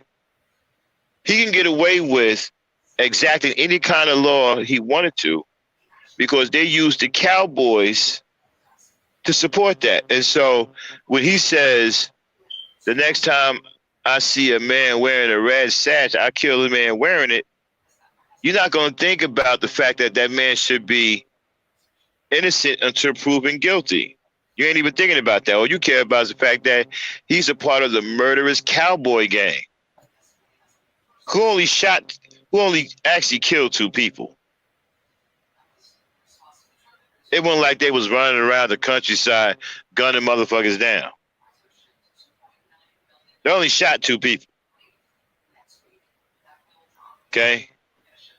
Matter of fact, I don't even think they shot anybody in Wyatt Earp's gang. They only shot 2 people. But they running around like they some murderous gang, serial killer gang that's shooting up and killing everybody in sight. They didn't show all of that. And so because they done successfully made you think that the cowboy gang was some ruthless killers, which they wasn't, even though they did kill 2 people, they wasn't all this ruthless shit, right? So now it's okay for him to say, the next time I see a man with a red sash, I kill a man wearing it, and you gonna buy it. And you're not even gonna think about that man's rights, which is innocent until proven guilty. So he's already become judge, jury, and executioner. As long as he see that red sash, he gonna kill that man, and he's justified, right, in killing that man without that man being brought to trial and being judged by a jury of his peers. He's already taken that man's rights away. Okay? By saying and doing that, right? The next time I see a man with a red sash, I kill a man wearing it, takes away a person's rights. Innocent until proven guilty. So he's taken away that man's right to be tried through a court of law. And we think it's okay because that man wearing that red sash is a part of this so-called murderous cowboy gang that's supposed to be running around blasting everybody, which they wasn't. That's the kicker, right? They wasn't even doing that. Like I said, they shot actually 3 people. They killed in one movie with Kurt Russell. They killed the 2 Mexican. They shot up the Mexican people. All right. That's when he came in and said, okay, y'all killed 2 cowboys. Right? And they shot the place up. They shot everybody down. Not everybody, because after they got finished shooting, somebody must have been alive. Because if there was nobody alive, then why would he say, well, the next time we come, you better step aside. And I ain't kidding either. So for him to say that, they couldn't have shot everybody. Somebody still had to be alive in order to hear him say, the next time we come, you better step aside. I ain't kidding either. So somebody was alive. They didn't kill everybody. So other than that, in that movie, that's really the only incident, except for the one where he shot the sheriff in the middle of town, talking about his gun was he was playing, and his gun went off, and he killed Marshall White. So with that situation with the Mexicans and then Marshall White, that was the only 2 incidences that they had in that movie. You didn't see them do nothing else. You didn't see them going around killing nobody else. You didn't see them going around shooting at you didn't see all that, but yet you got this thing in your mind that there was this murderous gang. Well, you want to call them a murderous gang because they shot the Mexicans. Okay, you can do that. But they wasn't this gang that went around just killing everybody at will. They didn't do all of that. But they did a good job in making you think that's what they did. So if you thinking that's what they did, then it's easy to violate their human rights. Because now you thinking they deserve it. Now you thinking that they animals and that they don't deserve to be tried in a court of law and judged by a jury of their peers. So now this motherfucker going around and exact any kind of law he want. And that's exactly what he did. The next time I see a man wearing a red sash, I kill the man wearing it. And we let that go because we think the cowboys are this murderous serial killer gang running around killing everybody. And they wouldn't even order like that. They did shoot some people in the beginning, and they did kill Marshall White. But they wasn't, every time you turn around, gunning people down. They wasn't doing that. If anything, they were fighting with the herbs. That's what they were doing. They're fighting with Wyatt Earp in them. So you got to pay attention to these movies, man. You know, basically, in that movie, the white man did whatever he wanted to do. Wyatt Earp uphold what law he wanted to uphold. He didn't give a damn about no standing law. It was about the law that he himself wanted to uphold. He didn't give a damn about what nobody else thought. Like I said, anytime you a lawman and you can take somebody who's a known fucking killer and make them a legal deputy and don't anybody say shit about it, what kind of lawman is that? Why would a lawman in the first place, right, deputize an outlaw that's a known killer? Make that make sense. Oh shit. Damn, I'll be right back.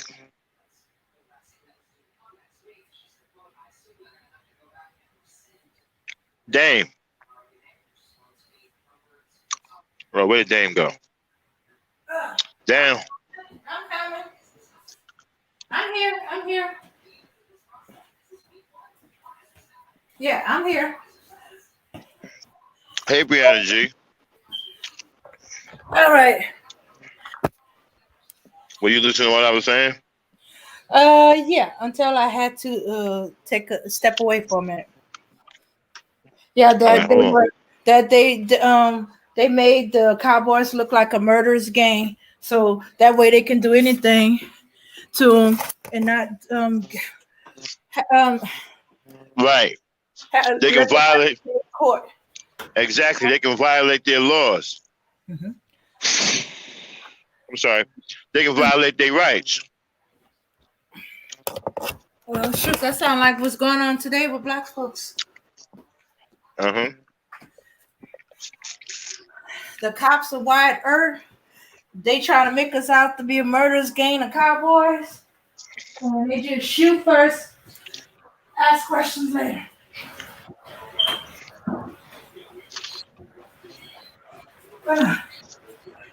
Okay. All right. Yeah.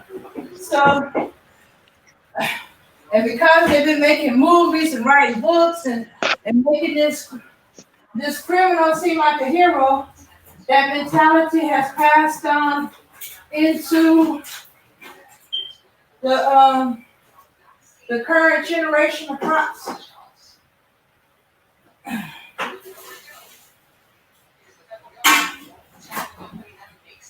Uh, okay.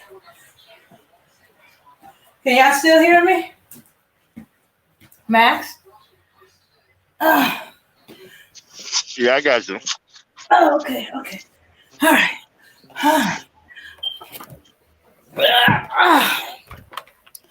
Yeah. Whew. You all right? Yeah. What is that all about?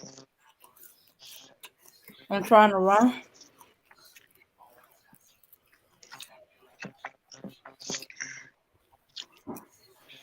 Sorry about that, y'all. I was eating dinner too. Oh, your gumbo? Mm-hmm. Yeah. Yeah, so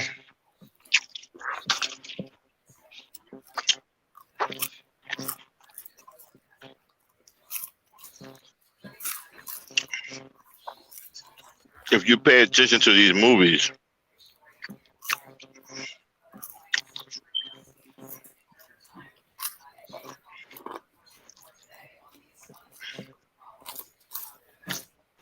you learn a lot about white people, especially these killer movies.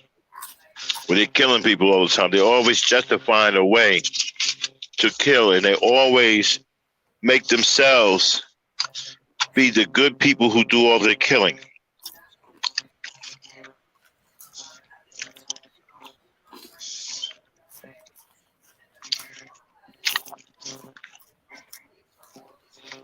Like, what you'll never see a movie to where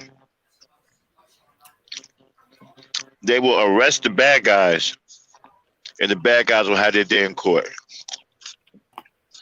It's never gonna happen. Somebody always gonna die because they are obsessed with death. They are obsessed with killing.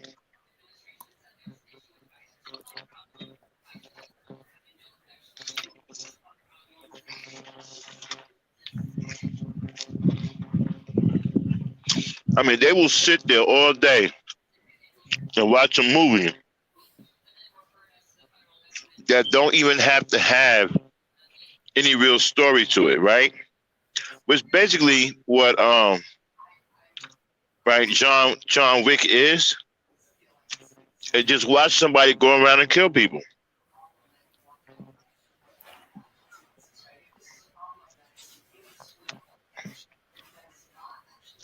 Okay? Mm-hmm. I'm Kendall sorry, goes, me. the actual idea for the police came from slavery, but during slavery, they weren't called police, they were called slave patrol. Yep, slave Yeah, I know. patrol, bird catcher. Yeah, I'm familiar with the history. Mm-hmm. Yep. I'm not such a history guy like the rest of y'all. Mhm. I know history, but I don't really put a lot of emphasis on history because history is gone. Okay, we have to look at. We're not learning from history. Okay, all we're doing is going back and regurgitating history. We're not learning from it. Well, we're making an excuse for what we Yeah, do, why what we don't do, why we are the way we are. excuse me. Yeah, we're not learning from the history. We just go back to history and we repeat what happened. And but when you look at today, what have we changed? You know, what's different today than it was back then? Did we improve our situation? Did we fix something? Did we gain something? See, these are the things that you have to ask yourself. You have to ask yourself, did you improve from history? Did you correct something that was wrong in history? Most people just go back and talk about history for the sake of talking about history. To me, that's no good if we're not going to improve from it or learn from it and make sure it doesn't repeat itself. But it seems like history is repeating itself because black people haven't learned from what went on in history. They haven't learned from it. Not only that, you got black men trying to copy what the hell the white man did in slavery. They try to do that to black women. They try to enslave black women. So it's a really bad thing that's going on.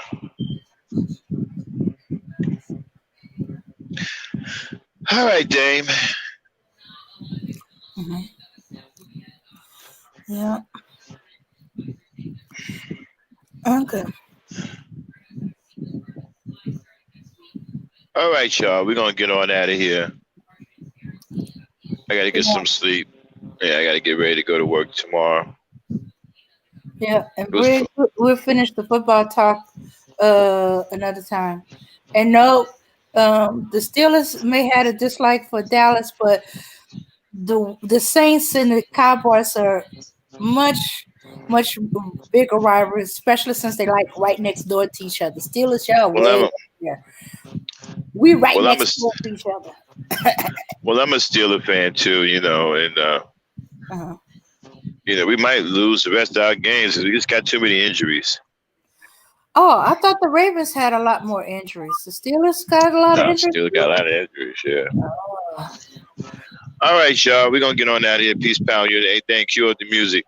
Okay. All right. See y'all on Ladies' Night. Okay. Bye bye.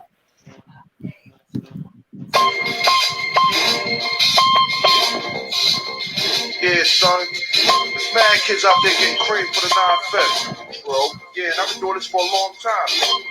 Shoot the game going for mine. Alright. And this is the year when mad caps get real.